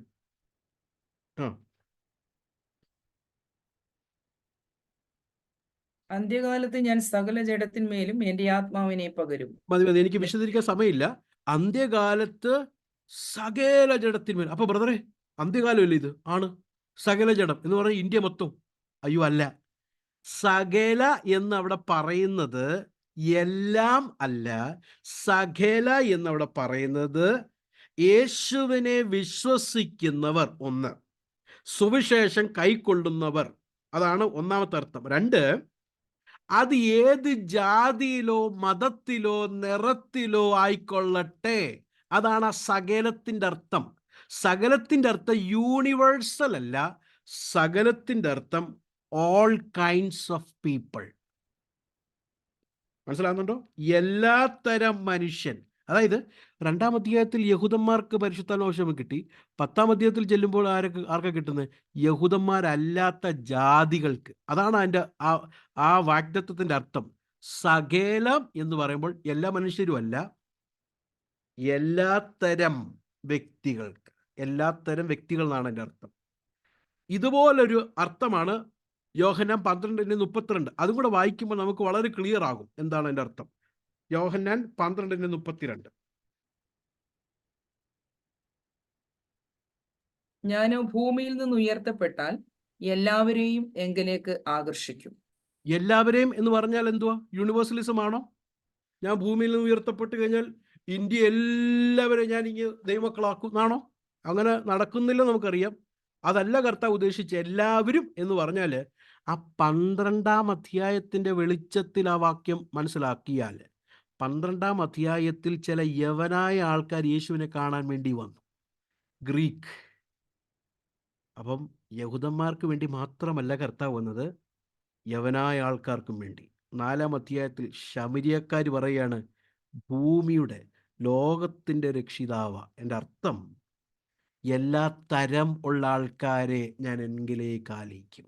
ശമരിയക്കാരും അങ്ങനെയുള്ള വ്യക്തികളെല്ലാവരും, യവനായ ഭാഷക്കാരും ഞാൻ അവരെ ആലയിക്കും. അപ്പോൾ അന്ത്യകാലത്ത് ഉണർവ് വരും, എല്ലാവരും ആത്മാവിലാകും, എല്ലാവരും രക്ഷിക്കപ്പെടും, സഭ ആൾക്കാരെ കൊണ്ട് നിറയും. ഇത് ഇവർ പറയുന്ന കാര്യം, വചനത്തിൽ അങ്ങനൊന്നുമില്ല കേട്ടോ. സ്തോത്രം. ഞാൻ ഉണർവിൽ വിശ്വസിക്കുന്ന ആളാണ്, ഉണർവിന് വേണ്ടി പ്രാർത്ഥിക്കുന്നതാണ്. എന്നാൽ തിരുവചനപ്രകാരമുള്ള ഉണർവ് നടക്കട്ടെ ദൈവസഭകളിൽ. ഒരു കാര്യം കൂടെ പറഞ്ഞിട്ട് നിർത്താം. ഈ ഉണർവ് നടത്തുന്ന ആൾക്കാർ ഒരു കാര്യം ശ്രദ്ധിക്കണേ പ്രിയരെ. ഇവര് ഈ ഉണർവെന്ന് പറയും, എന്നാൽ മറ്റൊരു ഭാഷ ഇവർ പറയത്തില്ല. ഏതാണെന്നറിയോ? ബൈബിൾ അത് ക്ലിയറായിട്ട് പുതിയ നിയമം പഠിപ്പിക്കുന്നുണ്ട്. അന്ത്യകാലത്ത് ദുർഘട സമയം വരും, അത് പറയത്തില്ല ഇവർ. അന്ത്യകാലത്ത് അനേകർ വിശ്വാസത്തെ ത്യജിക്കും, അത് പറയത്തില്ല. വാക്യങ്ങൾ അങ്ങ് എഴുതിയെടുക്കാനുള്ള സമയമുള്ളൂ. 1 തീമോഥെയോസ് 4:1, 2 തീമോഥെയോസ് 3:1, മത്തായി 24:4-5. ഈ വാക്യങ്ങളെല്ലാം വായിക്കുമ്പോൾ അന്ത്യകാലത്ത് പരിശുദ്ധാത്മ വ്യക്തമായി പറയുകയാണ്, ദുരുപദേശത്തിൽ അനേകർ അവരുടെ വിശ്വാസം ത്യജിക്കും. ഉണർവുണ്ടാകട്ടെ, കർത്താവ് ഉണർവ് ചെയ്യട്ടെ, കർത്താവ് ഉണർവ് ചെയ്യും. എന്നാൽ ഈ ഒരു കാര്യം നമ്മൾ മറന്നു പോകരുത്, ഒരു വിശ്വാസത്യാഗം സമൂഹത്തിലുണ്ടാകും. ഇന്ന് രാത്രികാലം നമ്മളെ തന്നെ കർത്താവിൻ്റെ കരങ്ങളിലേക്ക് സമർപ്പിക്കാം. ദൈവവചനത്തിൽ നിന്ന് ഡീവിയേറ്റ് ചെയ്യുന്ന ഒരു ഉപദേശവും നമുക്ക് കൈക്കൊള്ളേണ്ട ആവശ്യമില്ല.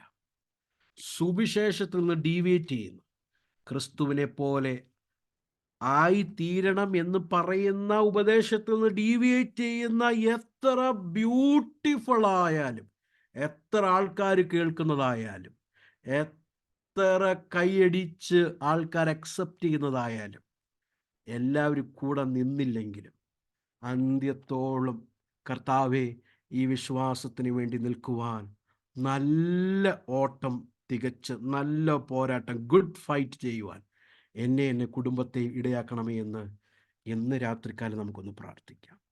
ദേവദാസന്മാരെ പ്രാർത്ഥിച്ചു. Thank you.